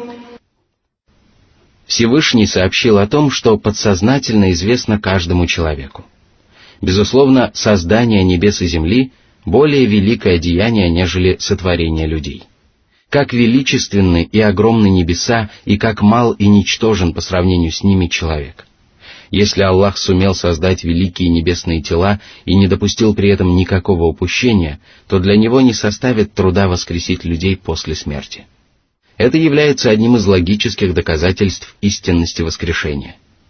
Если благоразумный человек прислушается к этому доказательству, то он непременно убедится в его неопровержимости и перестанет сомневаться в приближении судного дня, о котором возвещали все Божьи посланники. Однако многие люди не хотят размышлять над этими простыми истинами, и поэтому Всевышний Аллах отметил, что большая часть людей не ведает об этом. Они не задумываются над пророческими проповедями и не обращают внимания на предостережения своего Господа. Сура 40, аят 58. وما يستوي الأعمى والبصير والذين آمنوا وعملوا الصالحات ولا المسيء قليلا ما تتذكرون. Аллах возвестил о том, что не равны слепой и зрячий, и что не равны праведник и грешник. Никто не станет отрицать первое утверждение, и никто не должен отрицать второе. Человек, который уверовал в Аллаха и стал совершать праведные деяния, не может быть равен тому, кто надменно отказывался поклоняться своему Господу, осмеливался совершать грехи и гневить всемогущего Аллаха. Но мало кто задумывается над этим, а тот, кто задумывается над этим, делает это крайне редко. Если бы люди размышляли над собственными деяниями, задумывались над добром и злом и сравнивали праведников с грешниками, то они не стали бы отдавать предпочтение тому, что приносит вред, а устремились бы к тому, что приносит пользу. Они непременно предпочли бы прямой путь заблуждению и вечное счастье в последней жизни тленным мирским удовольствием.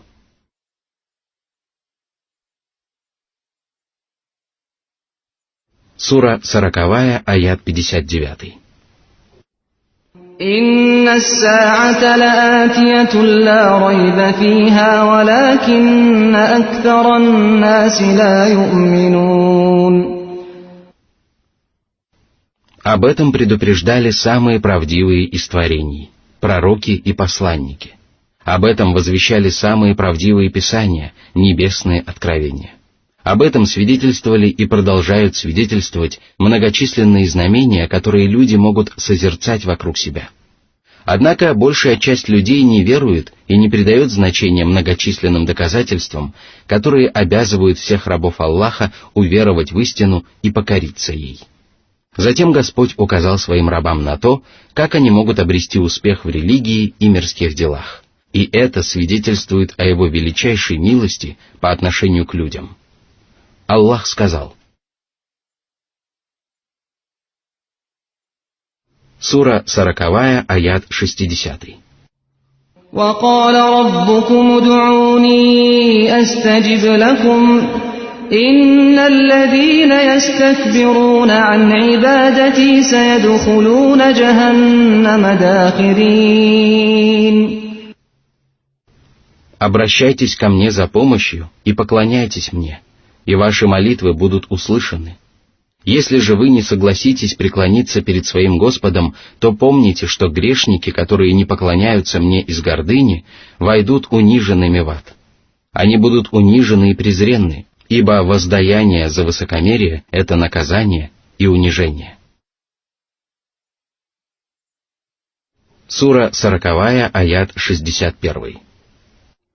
الله الذي جعل لكم الليل لتسكنوا فيه والنهار مبصرا إن الله لذو فضل على الناس ولكن أكثر الناس لا يشكرون. Всевышний перечислил несколько удивительных знамений, свидетельствующих о Его совершенных качествах. Его милость обширна, Его щедрость велика, Его благодарность безгранична, Его могущество совершенно, Его власть абсолютна, а Его владение бескрайне. Он творит все, что пожелает, и живет самой совершенной жизнью. Его безупречные качества и величественные деяния заслуживают самой прекрасной похвалы.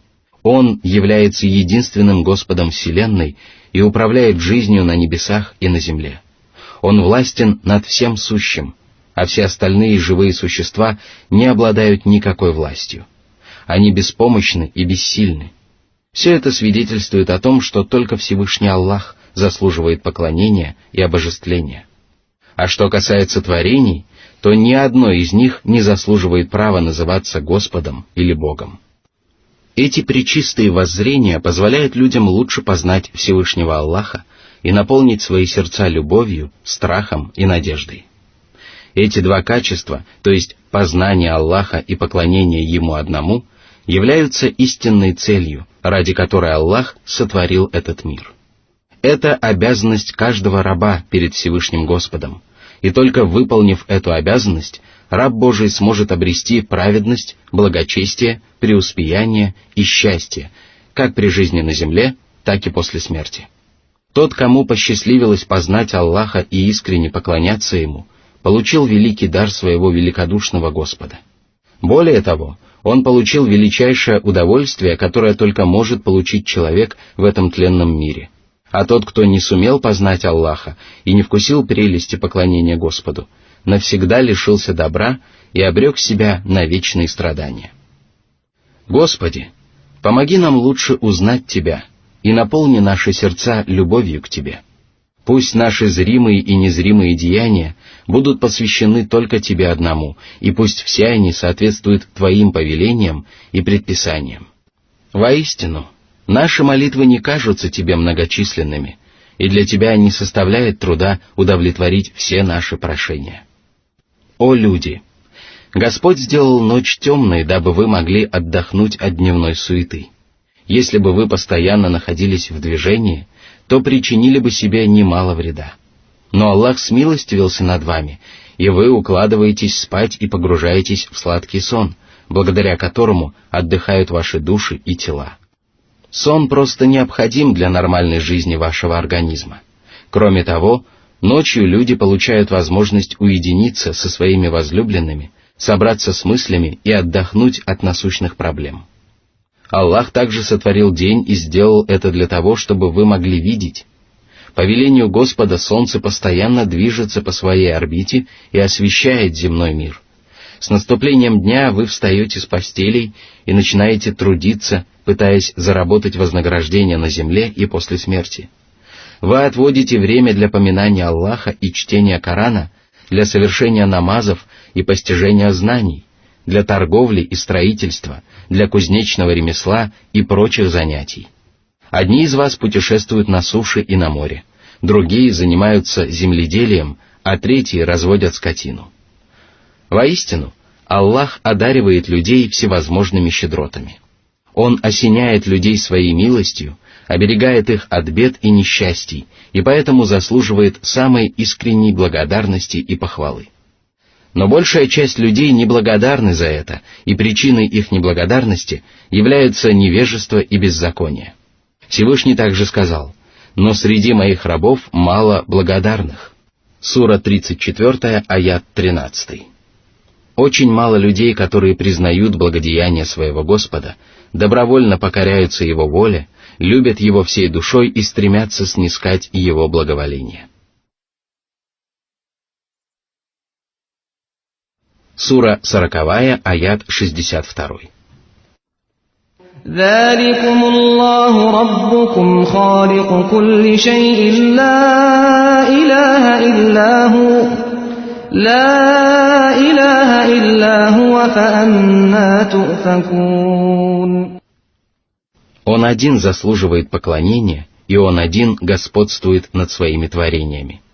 Из последнего утверждения следует, что только Всевышний Аллах не спосылает своим рабам пропитание, а это, в свою очередь, означает, что все творения обязаны благодарить Его и поклоняться только Ему одному. Затем Аллах еще раз подчеркнул свое господствующее положение над творениями и назвал себя Творцом всего сущего. А затем Он еще раз подчеркнул свое абсолютное право на поклонение и сказал, что нет божества, кроме Него. Это повеление искренне поклоняться одному Аллаху. Но как же далеко люди уклонились от прямого пути. Они не хотят поклоняться одному Аллаху даже после того, как им стали ясны убедительные доказательства. Сура 40, аят 63. كذلك يؤفك الذين كانوا بآيات الله يجحدون. Обольщение и заблуждение – это справедливое наказание для тех, кто отвергает знамения Аллаха, враждует с его посланниками и уклоняется от единобожия и поклонения одному Аллаху. Всевышний сказал: когда ниспосылается сура, они смотрят друг на друга. Видит ли вас кто-нибудь? А затем они отворачиваются. Аллах отворотил их сердца, потому что они люди неразумеющие. Сура 9, аят 127. Сура 40, аят 64.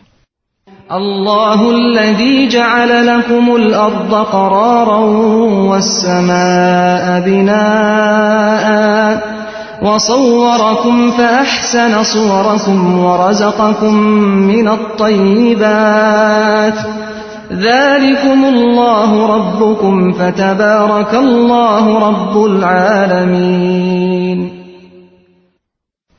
Вы находите на земле все, что необходимо для вашего существования. Вы можете заниматься земледелием и садоводством, строить дома и путешествовать. При этом Аллах не лишил вас кровли, а установил над вами небесный свод. Он украсил его могучими светилами, которые приносят вам много пользы. Благодаря им вы можете определять стороны света и правильный путь во мраке ночи.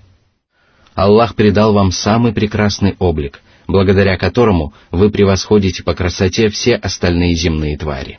Всевышний также сказал: «Мы сотворили человека в прекраснейшем облике». Сура 95, аят 4. Если ты хочешь убедиться в правдивости этих слов и совершенстве божественной мудрости, то посмотри на людей. Каждая часть человеческого тела имеет самое совершенное строение и занимает самое прекрасное место. В человеческом организме нет такого органа, который не находился бы на своем месте. Посмотри на то, как люди тянутся друг к другу. Разве чувства, которые возникают между людьми, возникают между другими земными тварями? Посмотри на качества, которые отличают человека от всех остальных животных.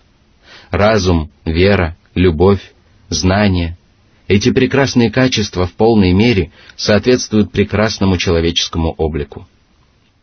Аллах также даровал вам удел из мирских благ. Речь идет о яствах, напитках, женщинах, одеждах, удивительных видах и приятных звуках, обо всем, что Всевышний Аллах дозволил для своих рабов. Более того, Аллах помогает своим рабам пользоваться этими благами. Однако некоторые мирские блага запрещены Господом, потому что они причиняют вред человеческим душам и телам, а также праведности и благочестию людей. Таков Аллах, ваш Господь. Он управляет делами вселенной и ниспосылает вам многочисленные милости. Он благословен, поскольку его качества величественны, а добродетель велика. Он заботится обо всех творениях и повсюду доставляет свои бесчисленные блага. Сура 40, аят 65. هو الحي لا إله إلا هو فادعوه مخلصين له الدين الحمد لله رب العالمين. Аллах живет самой совершенной жизнью и обладает безупречными качествами, без которых такая жизнь невозможна. Среди них слух, зрение, всемогущество, знание, речь, а также многие другие качества, величия и совершенства. Никто не заслуживает поклонения, кроме Него. Посему взывайте к Аллаху для того, чтобы просить Его о помощи или просто поклоняться Ему. Поклоняйтесь Аллаху, взывайте к Аллаху и совершайте праведные дела только ради Него. Он приказал вам быть искренними и сказал: «А ведь им было велено лишь поклоняться Аллаху, служа Ему искренне, как единобожники, совершать намаз и выплачивать закят. Это правая вера». Сура 98, аят 5. Хвала Аллаху, Господу миров. Он заслуживает самой прекрасной хвалы, которую рабы Аллаха обязаны возносить своими прекрасными речами и праведными деяниями. Что касается прекрасных речей, то это слова поминания и восхваления Аллаха. А что касается праведных деяний, то это обряды поклонения. Люди обязаны совершать это искренне ради Аллаха, признавая тем самым Его совершенные качества, достохвальные деяния и бесчисленные милости. Затем Всевышний Аллах привел убедительные доводы в пользу необходимости искреннего служения одному Аллаху и запретил поклоняться кому-либо помимо Него. Всевышний повелел: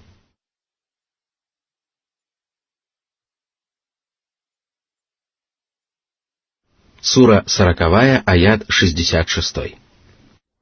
قل إني نهيت أن أعبد الذين تدعون من دون الله لما جاءني البينات من ربي وأمرت أن أسلم لرب العالمين. Мне запрещено поклоняться идолам, истуканам и всем остальным ложным богам, которых вы обожествляете наряду с Аллахом.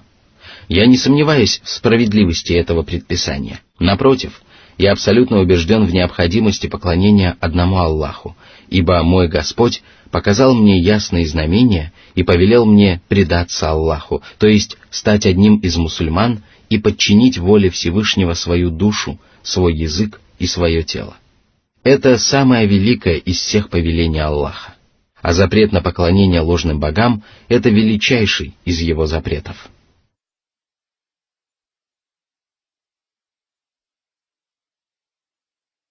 Сура 40, аят 67.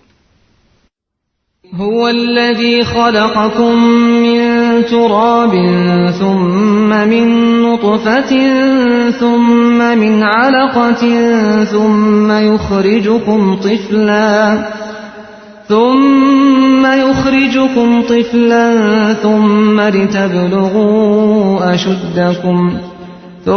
لتبلغوا أشدكم ثم لتكونوا شيوخا ومنكم من يتوفى من قبل ولتبلغوا أجلا مسمى ولعلكم تعقلون. Аллах еще раз подчеркнул необходимость единобожия и напомнил о том, как Он создает свои творения. Он один сотворил вас, и Он один заслуживает вашего поклонения. Он сотворил вашего прародителя из праха, а затем вывел из него многочисленный человеческий род. Вы появляетесь на свет из крошечной капли, которая закрепляется в чреве ваших матерей, а затем превращается в сгусток крови, который, в свою очередь, превращается в кусочек мяса. Затем у вас появляются кости, а затем ангел вдыхает в ваше тело жизнь. Потом вы рождаетесь младенцами, а потом вырастаете и достигаете зрелого возраста, то есть приобретаете физическую силу и совершенные умственные способности, после чего многие из вас превращаются в стариков. Некоторые из вас умирают на одной из перечисленных стадий, но все вы достигаете определенного срока, то есть расстаетесь с этим тленным миром. Задумайтесь над этим, и вам станет ясно, что Творец, который способен так сильно изменять облик своих творений, должен обладать неограниченной властью и совершенным могуществом. Он безупречен и заслуживает обожествления, а вы, как и все остальные творения, имеете много пороков и недостатков.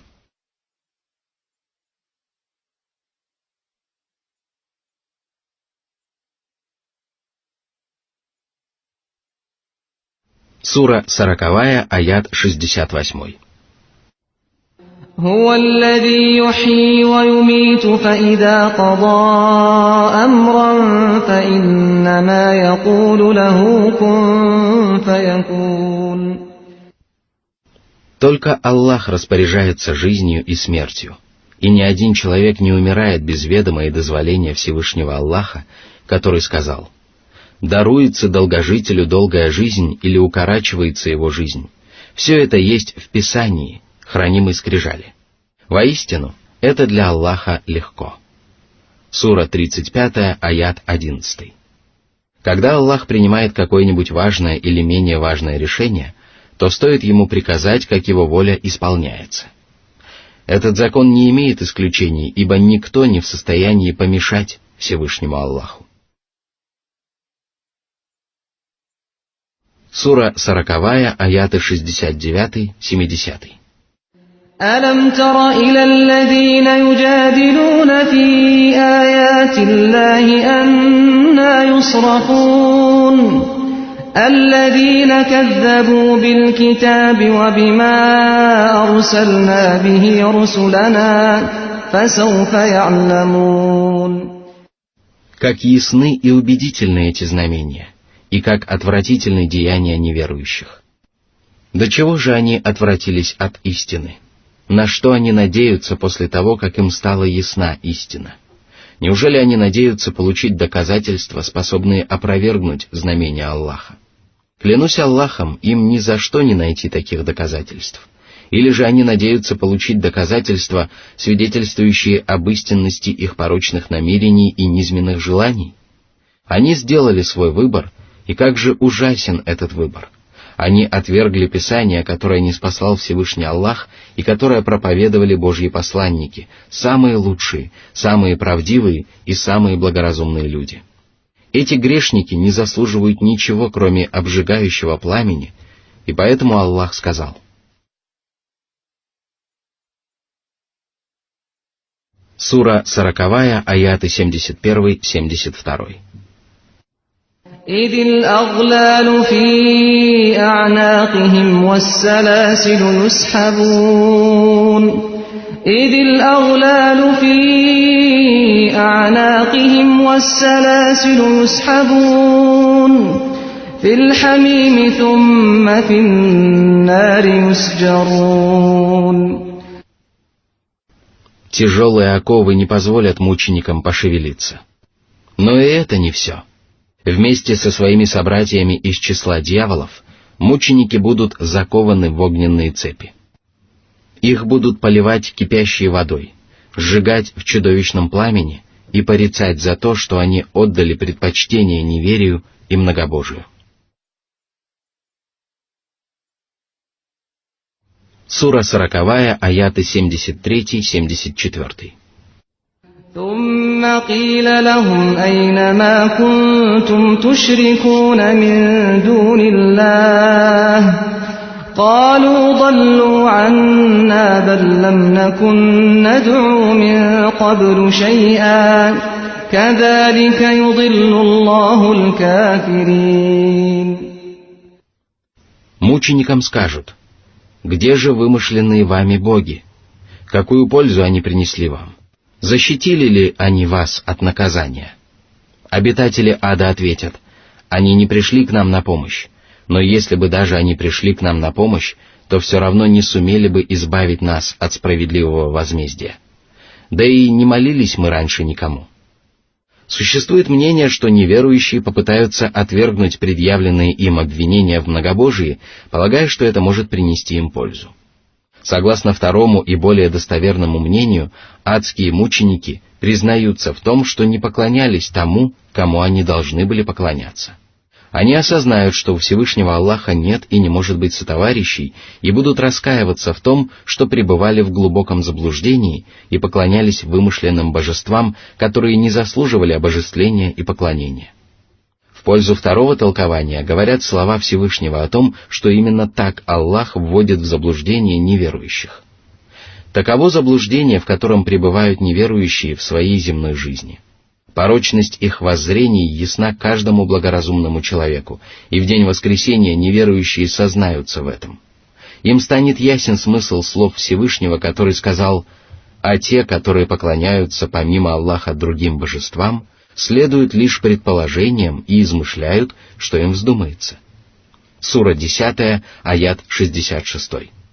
По этому поводу Всевышний также сказал: «Когда вы взываете к ним, они не слышат вашей молитвы, а если бы даже услышали, то не ответили бы вам. В день воскресения они отвергнут ваше поклонение». Сура 35, аят 14. Всевышний также сказал: «Тоже находятся в большем заблуждении, чем те, которые взывают вместо Аллаха к тем, которые не ответят им до дня воскресения». Сура 46, аят 5.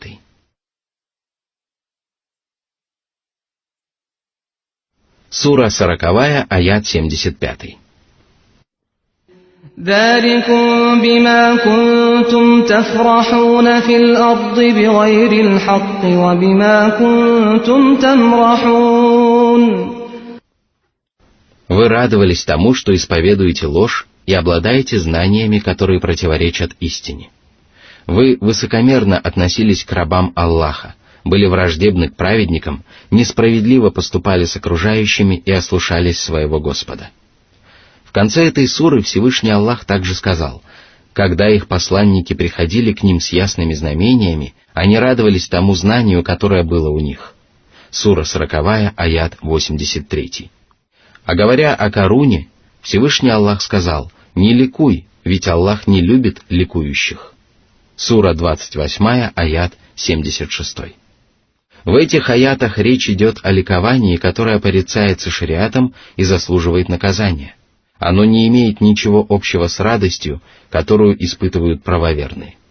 Именно о такой радости всемилостивый Аллах сказал: скажи, это милость и милосердие Аллаха. Пусть они возрадуются этому, ибо это лучше того, что они накапливают. Сура 10, аят 58.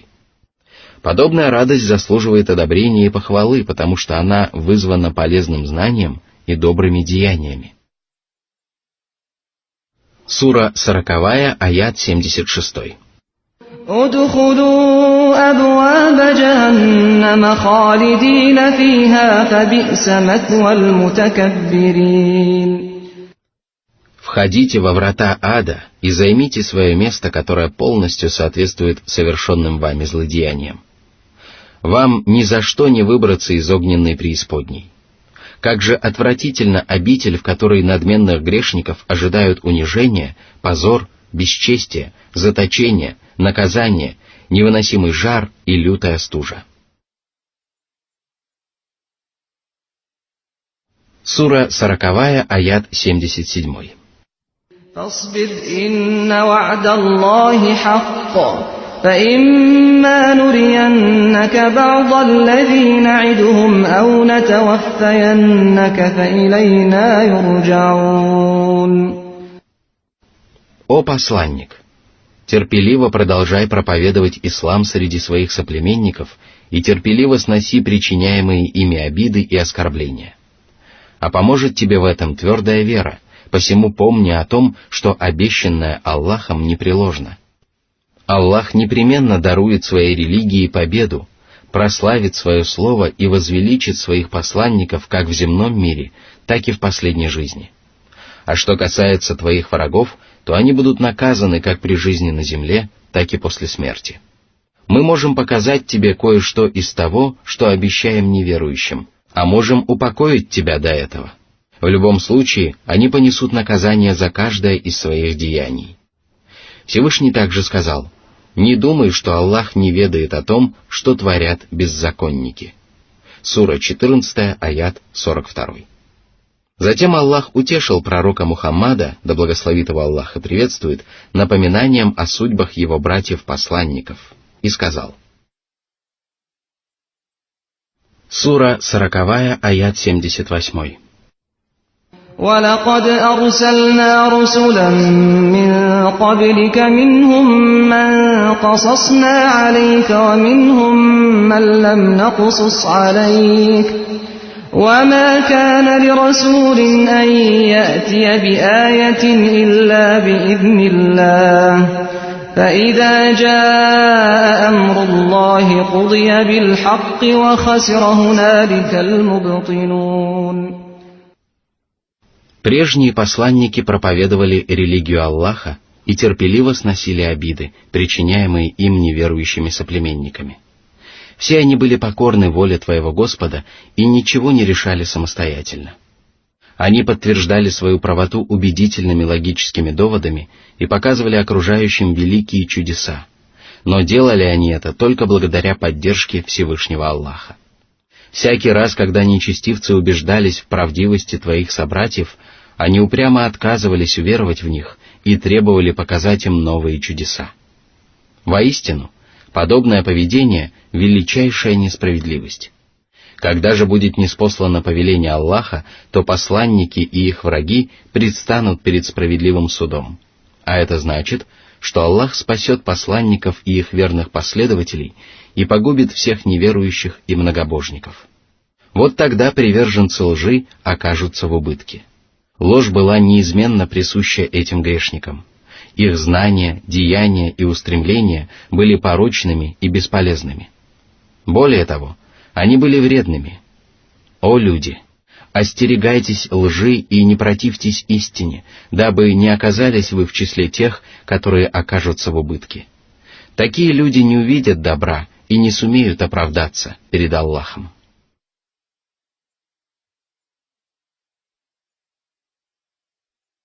Сура 40, аят 79. الله الذي جعل لكم الأنعام لتركبوا منها ومنها تأكلون. Это одна из многочисленных милостей Всевышнего Аллаха. Вы используете одних домашних животных как средство передвижения, других вы употребляете в пищу, а третьи дают вам вкусное молоко. Благодаря шкурам и шерсти животных вы создаете для себя тепло и уют. Вы изготавливаете из них домашнюю утварь. Одним словом, домашние животные приносят вам много пользы.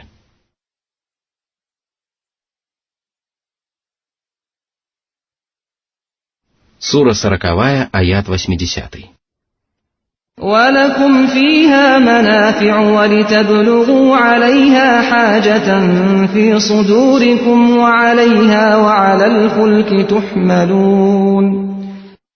Благодаря животным вы добиваетесь того, чего желают ваши сердца, то есть путешествуете на них в далекие страны, любуетесь ими и гордитесь ими перед близкими. Верховые животные возят вас по суше, а корабли по морям. А происходит все это только благодаря милости Аллаха, который научил вас тому, как можно подчинить себе животных и водную стихию. Сура 40, аят 81. وَيُرِيكُمْ آيَاتِهِ فَأَيَّ آيَاتِ اللَّهِ تُنْكِرُونَ. Каждое из Божьих знамений свидетельствует о том, что только Всевышний Аллах обладает прекрасными именами и совершенными качествами. Знамения, которые люди наблюдают в самих себе и вокруг себя, также являются одной из величайших милостей Аллаха. Он явил людям эти знамения для того, чтобы они познали своего Господа, возблагодарили Его и лучше поминали Его. Какое из Его знамений вы не хотите признавать? Вам хорошо известно, что все эти знамения показаны Всевышним Аллахом. Вам также известно, что все окружающие вас щедроты ниспосланы им. Вы не можете отрицать этого и не можете отвернуться от истины. Более того, если вы обладаете здравым рассудком, то обязаны исправно повиноваться Аллаху и посвятить свою жизнь служению Ему одному. Сура 40, аят 82. أَفَلَمْ يَسِيرُوا فِي الْأَرْضِ فَيَنْظُرُوا كَيْفَ كَانَ عَاقِبَةُ الَّذِينَ مِنْ قَبْلِهِمْ كَانُوا أَكْثَرَ مِنْهُمْ وَأَشَدَّ قُوَّةً وَآثَارًا فِي الْأَرْضِ فَمَا أَغْنَى عَنْهُمْ مَا كَانُوا يَكْسِبُونَ. Всевышний предложил неверующим отправиться в путешествие по земле либо в действительности, либо мысленно. Спросите тех, кто хорошо знаком с судьбами прежних народов, и как следует задумайтесь над тем, что обрели адиты, самудяне и другие ваши предшественники. Они превосходили вас численностью и умением, строили великолепные дворцы и замки и обрабатывали огромные плантации и земельные угодья. Но все, что они приобрели, не спасло их от наказания Аллаха. Когда Всевышний Господь решил покарать неверующих, ни могущество, ни богатство, ни могучие бастионы не принесли им никакой пользы.